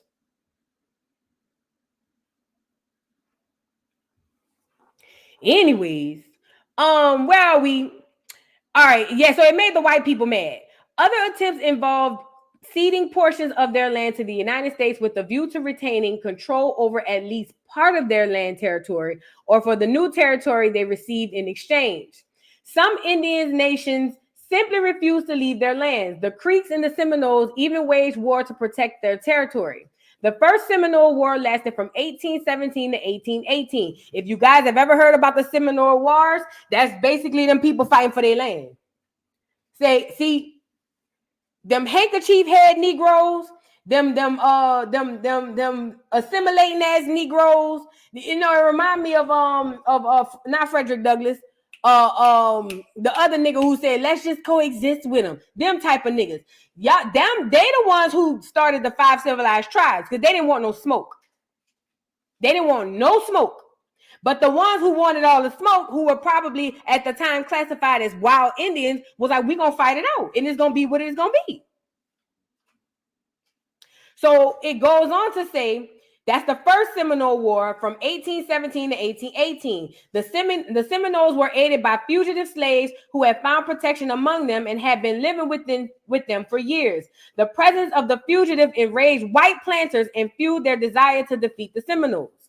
The Cherokee used legal names in their attempt to safeguard their rights. They sought protection from land-hungry white settlers who continuously harassed them by stealing their livestock, burning their towns, and squatting on their land. In 1827, the Cherokee adopted a written constitution declaring them as a sovereign nation. They based this on the United States policy in former treaties. Indian nations had been declared sovereign, so they would be legally capable of ceding their lands. Now, the Cherokee hoped to use this status to their advantage. The state of Georgia, however, did not recognize their sovereign status, but saw them as tenants living on a state land. The Cherokee took their case to the Supreme Court, which ruled against them. All right. So far, we got the Cherokee over in the Indians over in let me back it up. So the people were harassing them, stealing their livestock, burning down their towns, and squatting on their land. They still squatting to this day. They adopted the written constitution and declared themselves to be sovereign nation, right? They based this on the U.S. policy in former treaties. Indian nations had been declared sovereign, so they could be legally capable of ceding their lands. Now the Cherokee hoped to use this status to their advantage, but the state of Georgia said, nope, you're nothing but a tenant. The Cherokee went on to the Supreme Court again in 1831. This time they based their appeal on an 1830 Georgia law which prohibited whites from living on Indian territory after March 31st, 1831 without a license from the state. The state legislature had written this law to justify removing white missionaries who were helping the Indians resist removal. Ooh, so the state only did that to help to get the white missionaries out of there because they was helping the Indians. The court this time decided in favor of the Cherokee. It stated that the Cherokee had the right to self-government and declared Georgia's extension of state law over them to be unconstitutional. The state of Georgia refused to abide by the court's decision. However, President Jackson refused to enforce the law. Mind you, this is around the time Andrew Jackson is the president. So they went down to the state. Georgia said, nope, you ain't nothing but a tenant. They took it to the Supreme Court. Supreme Court ruled in their favor because they was like, oh yeah, we did write in there that you can't just squat on Indian territory. But President Andrew Jackson, he don't like us anyway. So what did he do? Man, y'all can kiss the back of my ass. That's what he said. In 1830, just years after taking office, Jackson pushed a new piece of legislation called the Indian Removal Act. Through both houses of Congress, it gave the president power to negotiate removal treaties with Indian tribes living in the east of the Mississippi. Under these treaties, the Indians were to give up their lands east of the Mississippi in exchange for lands of the west. Those wishing to remain in the east will become citizens of their home state. This act affected not only the southeastern nations, but mainly the further north. The removal was supposed to be voluntary and peaceful, and it was that way for the tribes that agreed to the conditions. But the southeastern nations resisted, and Jackson forced them to leave. Now he said, I'm trying to let y'all do it on your own, but I'm going to have to force y'all hand. Jackson's attitude toward Indians, I ain't going to say Native American, was paternalistic and patronizing. He described them as children in need of guidance and believed the removal policy was beneficial to the Indians. Most white Americans thought the United States would never extend beyond the Mississippi.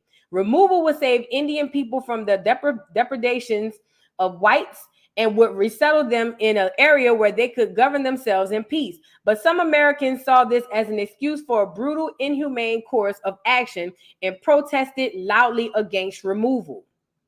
Their protests did not save them from southeastern nations being further from removal. However, the Choctaws were the first to sign a removal treaty, which they did in September of 1830. Some chose to stay in Mississippi under the terms of the Removal Act, which means they'll just become tenants and citizens. But through the war, the department made some attempts to protect those who stayed. It was no match for the land-hungry whites who squatted on Choctaw territory or cheated them out of their holdings. Soon, most of the remaining Choctaws, weary of mistreatment, sold their lands and moved west. For the next 28 years, the United States government struggled to enforce relocation of southeastern nations. A small group of Seminoles were coerced into signing a removal treaty in 1833, but the majority of the tribe declared the treaty illegitimate and refused to leave. The resulting struggle was the Second Seminole War. So basically, they got a small group of them to sign, and the whole of them was like, nah, that shit ain't cool because we ain't all agree. Now, this goes into the Second Seminole War, which lasted between 1835 to 1842. As in the First War, fugitive slaves fought beside the Seminoles who had taken them in. Thousands of lives were lost in the war, which cost Jackson administration approximately $40 to $60 million, 10 times the amount it had allotted for Indian removal. In the end, most of the Seminoles moved to the new territory.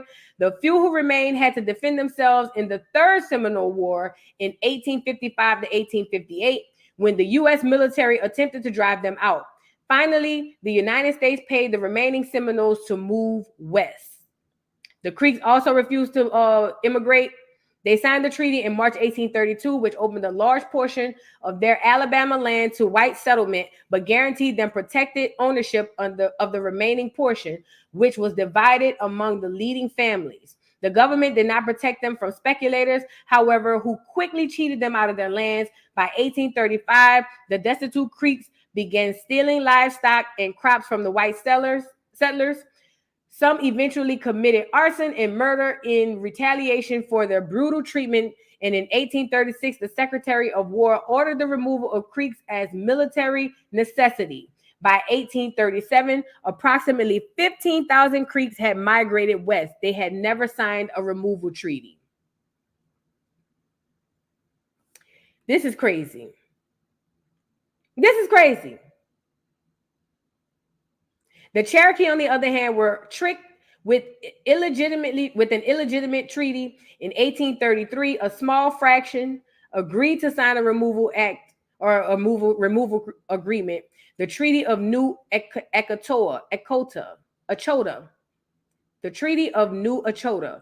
The leaders of this group were not recognized leaders of the Cherokee Nation, and over 15,000 Cherokees, led by Chief John Ross, signed a petition in protest. Now, this is probably where the $5 footlongs came in, because they say it was a chief that they didn't recognize. The leaders of this group were not recognized leaders of the Cherokee Nation. Y'all know them $5 footlongs we see walking around?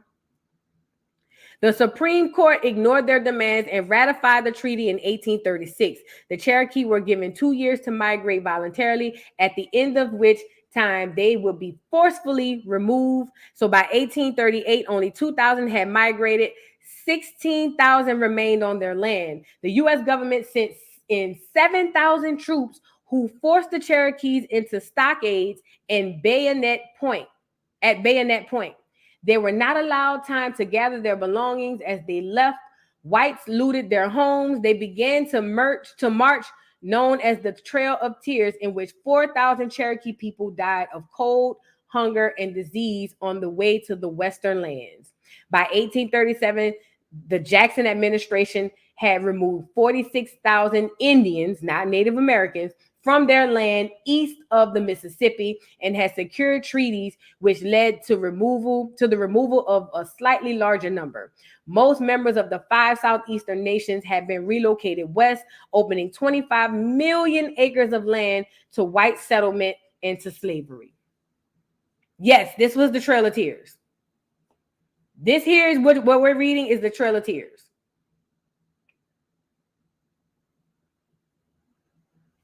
Andrew Jackson on the $20 bill. Andrew Jackson on the $20 bill is sick. 25 million acres of land. I'm about to mess your head up. Let me show you how gruesome this was. Look. Let me show you how gruesome this was.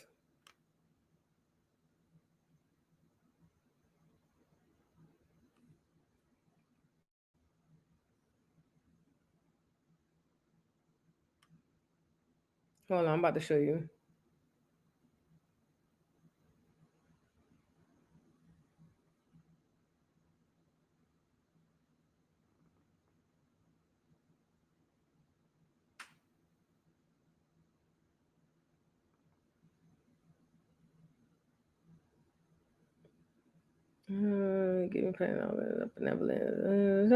Jackson declared the removal will be.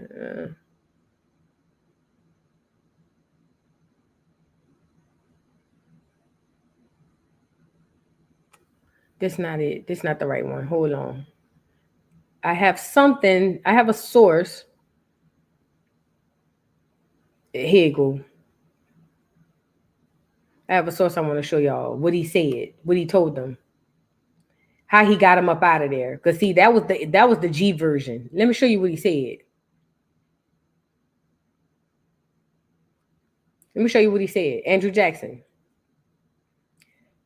It goes on to say, elected president in 1828, Andrew Jackson supported the removal of American Indians from their homelands, arguing that the American Indians' survival depended on a separation from the whites. In this 1835 circular to the Cherokee people, Jackson lays out his case for removal. Using paternalistic and threatening language, Jackson urges the Cherokee to accept removal from Georgia and relocate westward peacefully. He goes on to say, I have no motive, my friend, to deceive you, Jackson writes. He continues, Circumstances that cannot be controlled and which are beyond the reach of human laws render it impossible that you can flourish in the midst of a civilized community. You have but one remedy within your reach, and that is to remove to the west. Jackson closes with an ominous tone and these threatening sentences. This is what Jackson said. Andrew Jackson, this is your president. He on a $20 bill.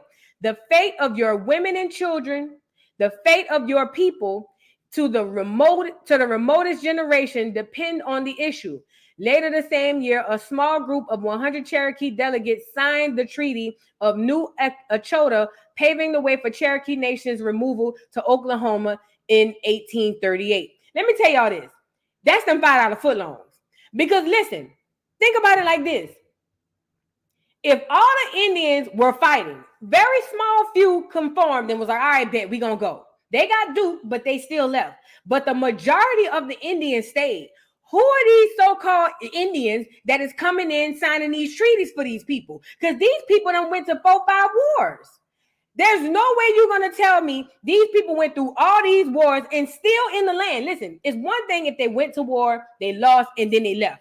Then I could see somebody coming back signing the treaties. Apparently, they didn't lose these wars because they were still there.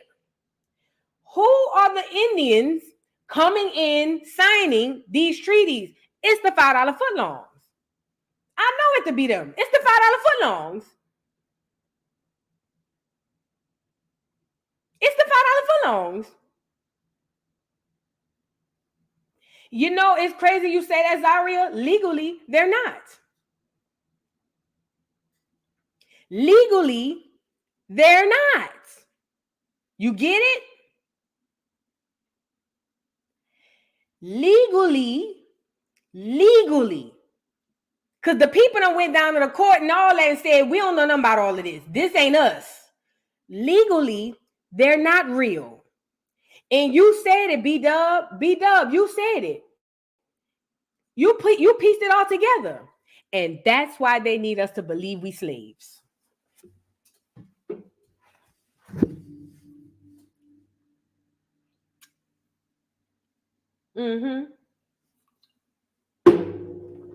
And that right there is why they need us to believe we are slaves. If a third of us had an inkling of who and what we are and who the $5 footlongs are and about these treaties that none of our ancestors agreed to, right?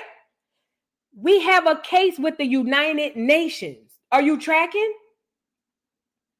If a third of us came together, right? Let's say if it's 1 million people, a third of 1 million people came together and said, yo, I did my genealogy. I got all my documentation, so it's legal. Can't tell me nothing.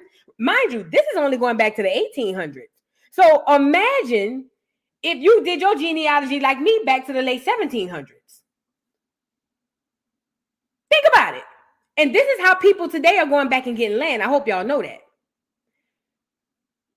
If a third of us, just 1/3, did genealogy back to the mid to early 1800s, that's not that far. I know it sounds like it's far, but that's not that far. And we came together.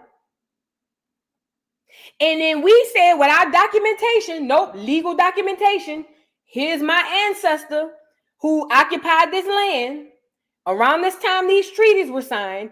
You having your court documents, and I can pull it up as well from the Library of Congress, that shows that the majority of the Indians around here did not agree to this. Actually, y'all went to war about 4 or 5 times, right? And because of that, they were blindsided by some Indians signing this treaty when we were still at war. How, Sway? It's not real. It's void. It's null.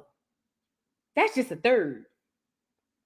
That's just a third of the ones between Georgia, Florida, I think he said Mississippi. You know what I'm saying?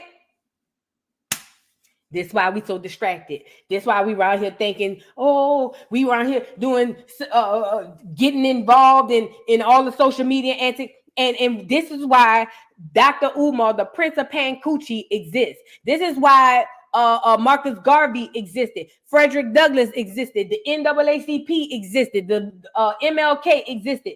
This is why all these people existed, because legally those contracts are not binding.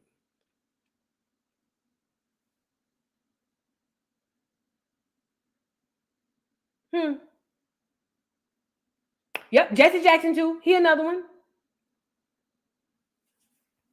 And that's just in that part of America. You know, when I was taught about the Indian Removal Act when I was in school, they taught us, first of all, they showed us the $5 footloans. But then I was taught that they just came in and raped and killed and pillaged them people. And they all literally walked the Trail of Tears. And when they got there, you know, they just settled in Oklahoma, and that's the $5 footloan. That's what I was taught. They ain't teach me nothing about all these wars. They might have mentioned them, but they didn't elaborate on them.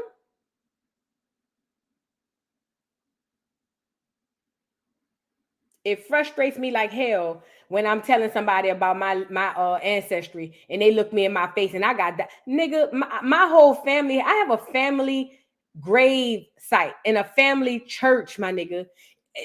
Hey, listen to me and listen to me good. If you're doing genealogy and you run across a family grave site, typically with a church to go along with it, nigga, you golden, you solidified. What is we talking about? Nigga, my whole cemetery where I went and did, my whole family, everybody on there is my family. Everybody. And not to mention, I didn't tell y'all this little piece of nugget too. Behind the graves that are kept, my great aunt was taking me down there. If you go further back, there's slave graves that are marked. My auntie said some of them are marked. She said because they used to go back there when they were kids. This is my grandmother's sister. But there are slave graves. Well, most of them ain't even marked. Nigga.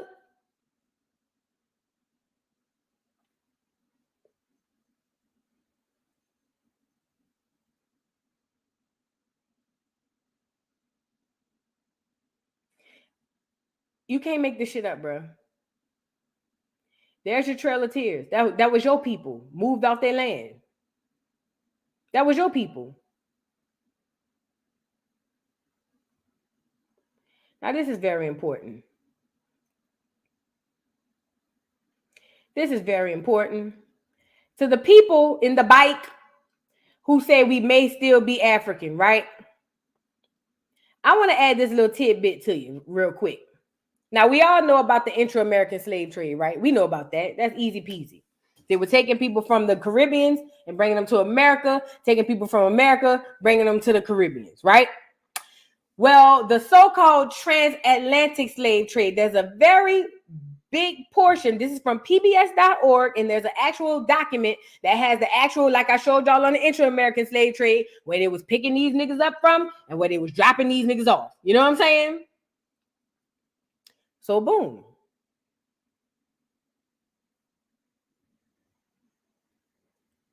The most comprehensive analysis of shipping records over the course of the slave trade is the Transatlantic Slave Trade Database, edited by Professors David Eltis and David Richardson. While the editors are careful to say that all of their figures are estimates, I believe that they are the best estimates that we have. The proverbial gold standard in the field of study of the slave trade.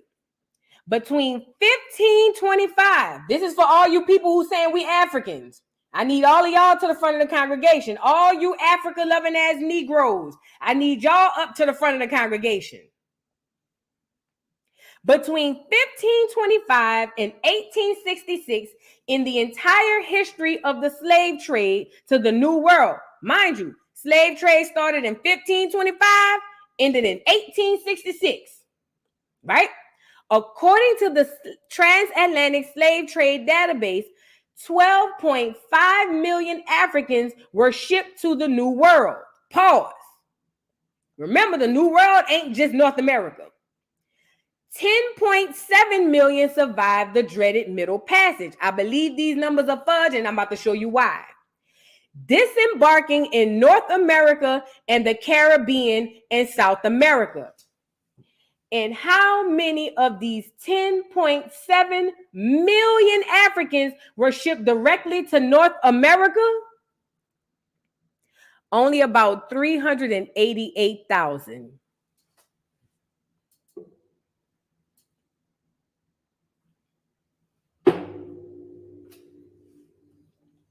In a little over 300 years. You mean to tell me y'all left with 12.5 million, landed with 10.7 million, and only 388,000 made it to North America?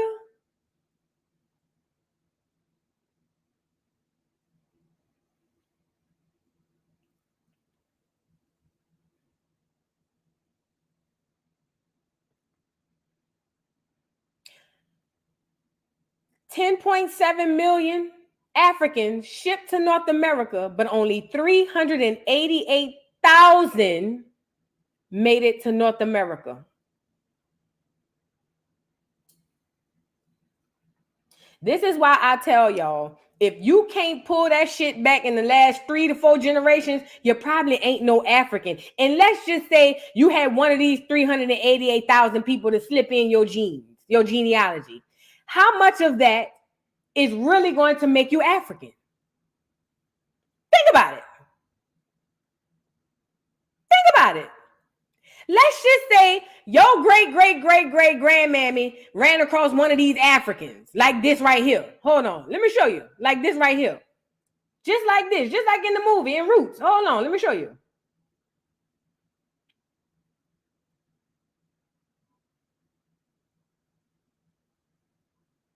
What kind of face you got there?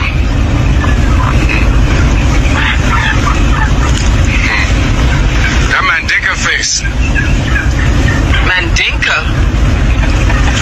What foodstuffs that you talking about? That's African. I ain't no African. Well, I'm Mandinka. We're proud people. And I'm American. I'm American. I'm American. I was born here. My mammy and my daddy was born here. And my daddy's daddy. And I ain't no African.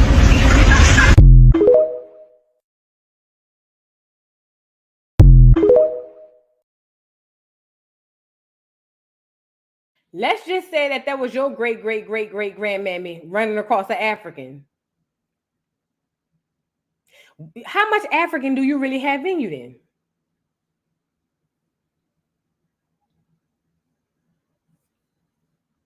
You get it? So when I be screaming this shit from the mountaintops that we ain't no African, I mean that shit. Because we ain't no goddamn African. Period. And remind you, this is between 1525 and 1866. Only 388,000 made it to North America. We had millions and millions of slaves at that time in America. Where all the Africans came from, bruh? Who were the other people then? Who were the other people? If only 388,000 made it to North America, where all these other slaves come from? Somebody make it make sense to me. That was for the people in the bike. I'll go ahead and screenshot this and post this on my wall. The young lady who came on earlier was saying why we can't be both. This is why we can't be both. If you want to know why we can't be both, this is why we can't be both. I done went back to the late 1700s and I ain't seen an African yet. So that's just for me. But I have a family gravesite that is covenanted by the law. You can't even mess with it. It's but roots.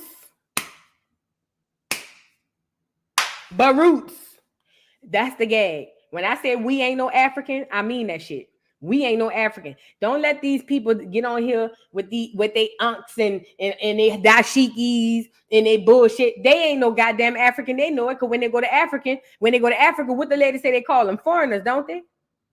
Don't they overcharge them? Don't they call them foreigners? We ain't no Africans. And I stand on that. And I stand on it. What's up? Who gonna pop me? That's what I want to know. Who gonna pop me? I stand on it, and I said it. We ain't no Africans, and I said it. Now, not to mention the Ankhs are indigenous to here, or not indigenous, but they come from here. But that's a whole nother story. That's a whole nother story.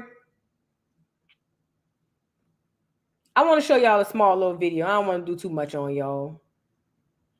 I ain't trying to hold y'all down too much. Hold on. Yeah, I'm at the wrong video.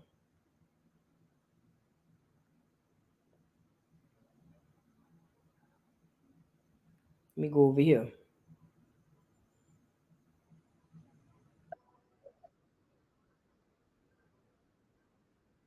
Shout out to UBTV.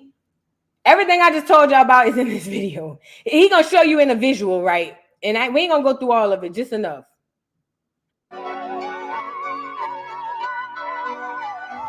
One major detail missing from these early accounts of history is that these Europeans possessed guns and had been for at least 100 years.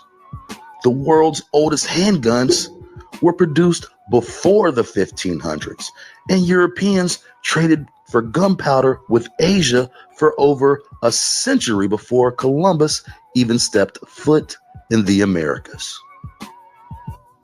The Spanish had been using handguns since 1356, yet no guns are pictured or mentioned in any of the art or literature from the early colonial period of the Americas.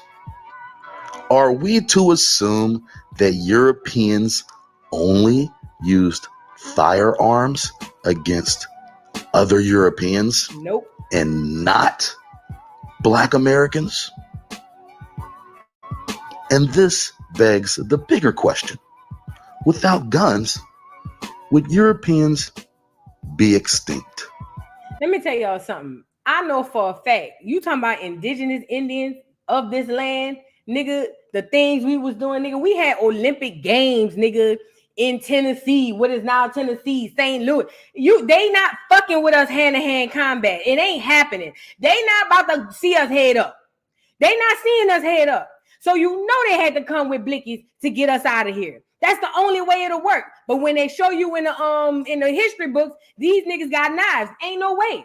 Nigga, we would have hit them with spears and doggone arrows and bows, bow and arrows, long before them niggas even got enough close enough to use their knives.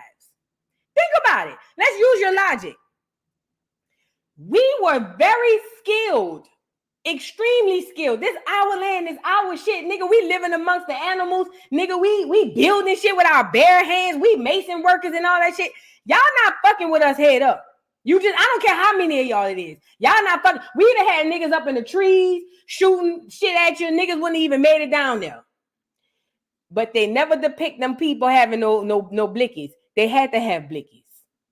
They had to have blickies. To unalive the amount of people they unalive, the dogs wouldn't even make it. The flesh-eating dogs wouldn't even make it. They had to have blickies. But they don't tell you about that, dude. Come on, man. Right now, if a group of white boys go up against a group of Negroes right now, I'm putting my money on the Negro. Well, not these new Negroes. I ain't gonna lie, not the new ones. Maybe the ones about 20 years ago. These new ones, I'm scared. I ain't gonna lie. These niggas is different. These new niggas is different. But you know what I'm saying? 20 years ago, I'm putting my money on the Negroes. These new ones soft.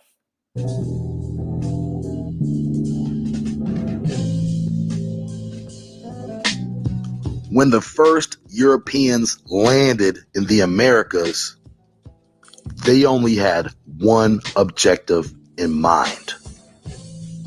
In 1452, Pope Nicholas signed Dum Diversas, declaring Rome's authority to subjugate any non-Christian into infinite slavery. Inter Caetera was signed in 1493 by Pope Alexander, father of Caesar Borgia. This papal bull permitted the families of Spain and Portugal first claim to all lands west and south of the Cape Verde Islands.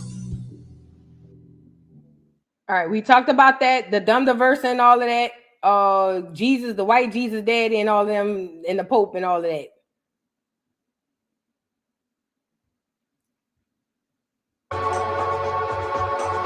Years later, the Spanish reign over the New World would come to an end after the defeat of the Spanish Armada at the hands of the British, led by Sir Francis Drake. Here come Drake, Drizzy. On a voyage to the Americas, Drake was attacked by the Spaniards. From that point forward, Drake made it his personal mission to enact revenge against the Spanish.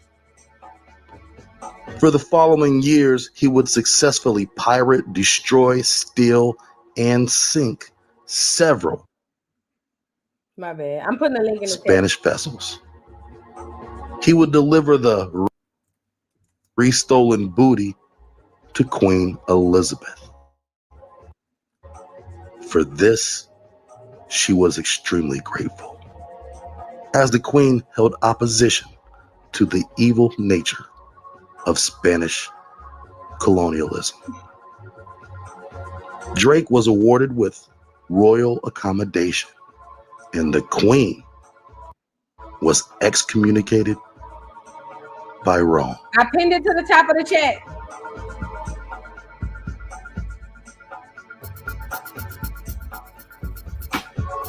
With all of the cave-adjacent countries jockeying for claim of new Indian land, including France, the Netherlands, and even Sweden, the road was now paved for the British to become the dominant colonizers. Thanks to Drizzy. After several failed attempts to colonize the... It just dawned on me. He said after failed attempts of all these other folk, British becomes the dominant colonizer. Wasn't Drake called a dominant colonizer by Kendrick? Didn't Kendrick say that when he referenced the Atlanta thing? That's Drizzy. That might be his forefather. If it wasn't for Sir Francis Drake, Britain wouldn't have been the dominant colonizer. But in hip hop, the dominant colonizer was Drake, Aubrey Graham. That might be that nigga forefather. I don't care what nobody said. That got to be in that nigga lineage. I don't care. That's where you get his name from. Got to be. East Coast, most notably the lost colony of North Carolina, who disappeared without a trace.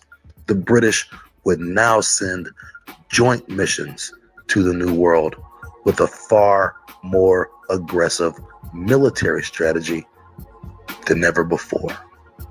After the death of Queen Elizabeth, King James broke the large Virginia Company into two competing companies. These companies were named Plymouth and London. These would be the first successful colonies that the British would ever found here in America. And this would change the course of history forever. This where all your slave codes, your Virginia Slave Act, that's where all of this come out of. All of this. Let's see the areas. Look. Let's see the areas. British would ever found than ever before. After the death of Queen Elizabeth, King James broke the large Virginia Company into two competing companies. These companies were named Plymouth and London.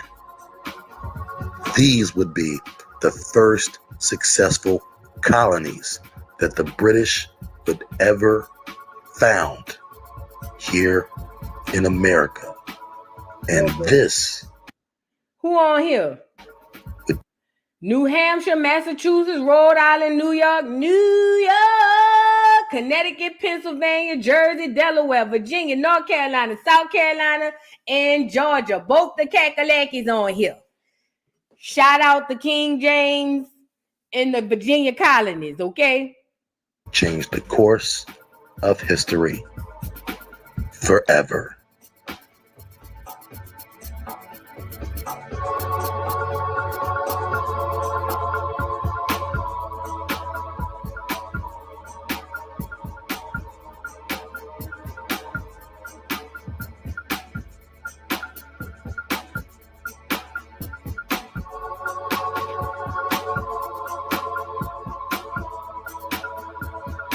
ain't gonna hold you. It bothers me deeply when I be seeing them people, them $5 foot loans, when they be over there talking like they really them people, bro. It be making me mad because I know better now. See, before I used to be like, oh man, that's so bad for them. Now it makes me upset. It grinds my gears. This law also did not allow any whites to work for blacks. This is very important. Which essentially was a staunch declaration of white supremacy. Through whatever means, free blacks existed in Virginia at the time.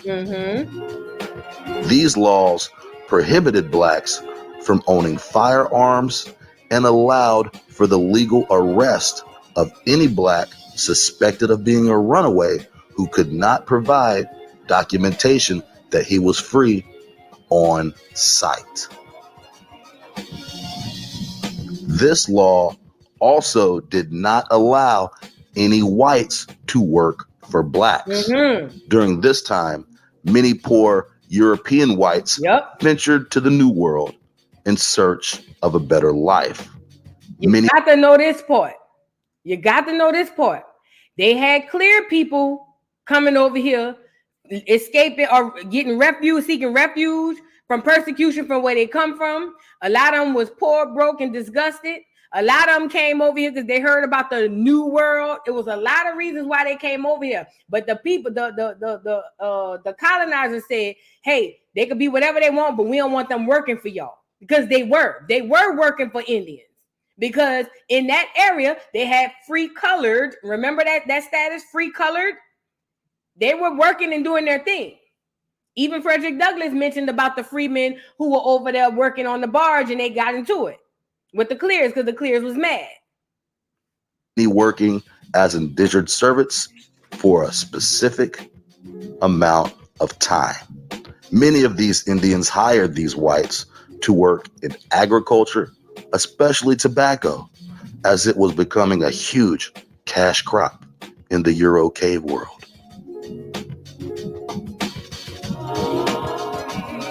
As westward expansion would continue, so would the wars between the indigenous Americans of old and the diseased destroyers of new.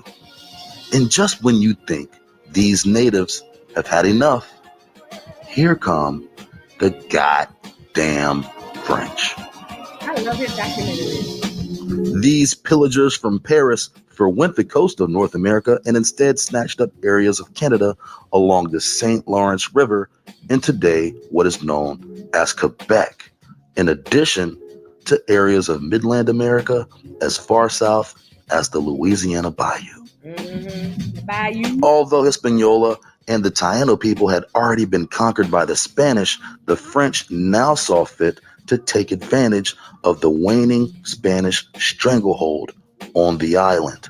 The French had begun to settle there after defeating the Spanish in a few small battles. The French took control of the western third of the island during the Treaty of Wiswick.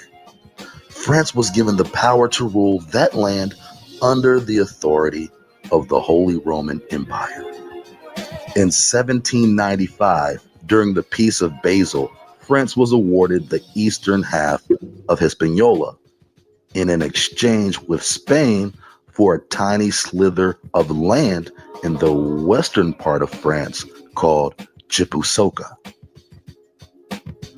What was the significance of this place, you may ask? It was the home of Ignacio de Loyola, the founder of the Society of Jesus. Hey, y'all noticing all these people coming in with the white Jesus? Y'all notice that, right? He the founder of the Society of White Jesus. Look, peep it.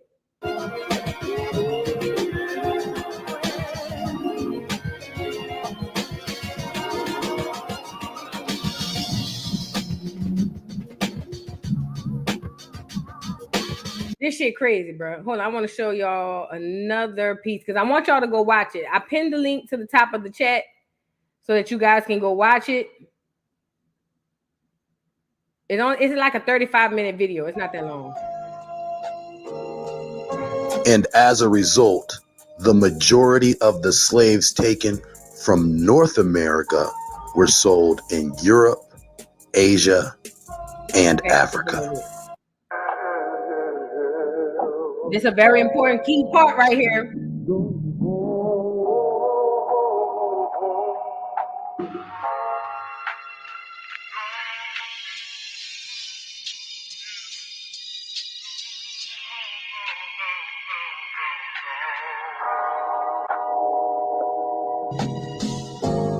The Atlantic Ocean is the world's most massive slave graveyard.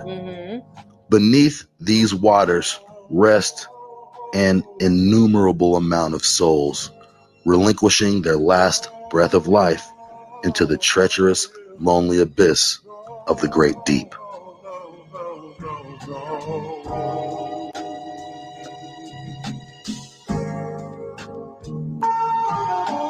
When invaders arrived to the Americas and started conquering Indians, any native who did not submit to the crown and the Pope was either tortured and killed or taken into slavery. And as a result, the majority of the slaves taken from North America were sold in Europe, Asia, and Africa. Hey, really quickly, with those ocean gyres moving the way that they move, this route right here sold in will make more sense, because remember, this one goes like this. I guess that would be south and then up that way. This one goes here, and this one brings you over here. They were trying to say that they were coming from West Africa, which is here, and going straight across to North America. That was logistically impossible, especially for the kind of boats they had. But it would make more sense for them to take slaves from here and send them over here, and basically, you know what I'm saying, and transport them down, versus them coming the transatlantic slave trade from West Africa going straight across 3-4 gyres. It don't make sense. It's not possible with them wooden boats with them oars and them goddamn them sails. It ain't gonna happen. So remember I told y'all up is down, down is up, left is right, right is left. The opposite is actually more feasible when it comes to what you believe happened, because science tells me you wasn't getting no wooden boat from here to there. It's not happening.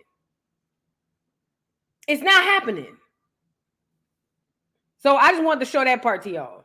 In Europe, Asia, and Africa.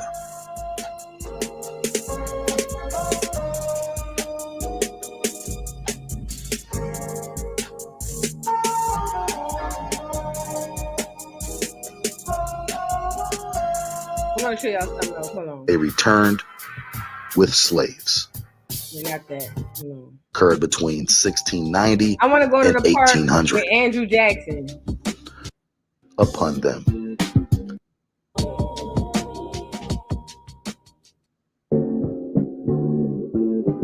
In the 1770s, the British recruited slaves to fight in the Revolutionary War.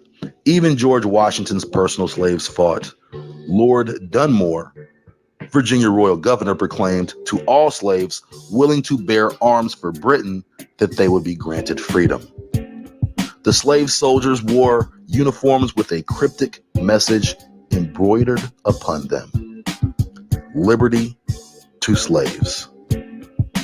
Ironically, after the war, the British promptly abandoned their black soldiers, and they were ordered to return back into perpetual servitude. A very small amount of those black soldiers were actually able to get escorted to Canada, where they were likely able to find passage to England.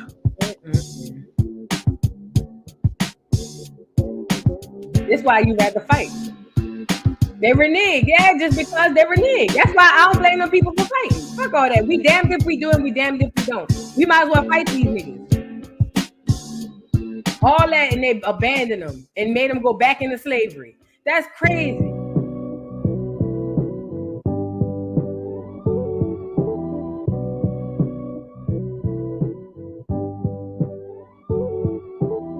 Plantation conditions were beyond treacherous. Between sugar plantations in the Caribbean, rice plantations in South Carolina, cotton plantations in Alabama, tobacco plantations in Virginia, the average life expectancy of a slave was less than 24 years old. And over half of all children born died at birth or shortly thereafter. It's big right here. So how could a slave population grow with a negative birth rate? No Africans were brought as slaves legally after 1810. Did the government smuggle 3 million secret Africans in less than 50 years? Or were indigenous natives captured and taken by colonizers and sold into slavery, only to be later reclassified as African?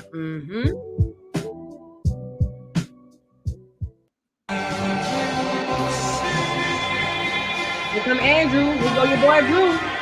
During this time of mass growth of industry, also came the influx of new Indian slaves to all these southern plantations at the hands of men like Andrew Jackson.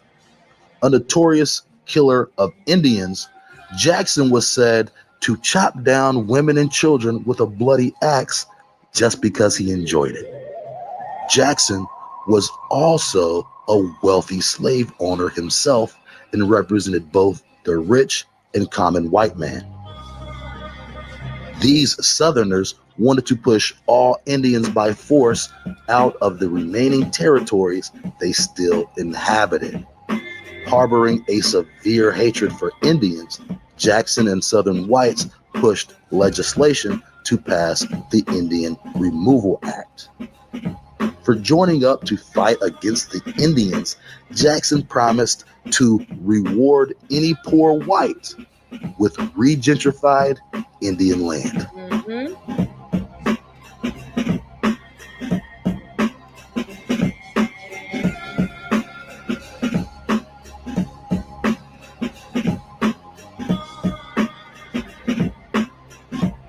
Jackson's men would lead militias into Indian territory and forcibly push Indians off their land with an army. To resist meant horrific death. To comply meant slavery or possible starvation, then sickness, then death on the road to the Oklahoma reservation. In the dead of winter, Indians were charged money to cross rivers. Many perished on the banks of the Mississippi because they could not afford the $1 to $3 per head price gouge by ferry attendants when whites were being charged a nickel. Many of these people would choose to be indentured servants. Out of desperation for survival, they would sign themselves up as slaves. With fugitive slave laws and the Virginia codes, many indigenous natives and free blacks were simply kidnapped into slavery.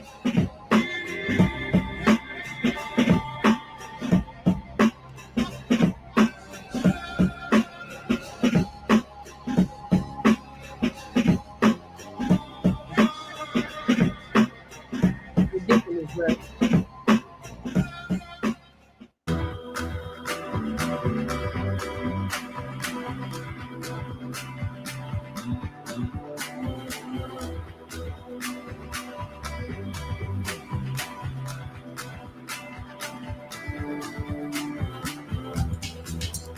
Chattel slavery is possibly one of the most inhumane forms of servitude.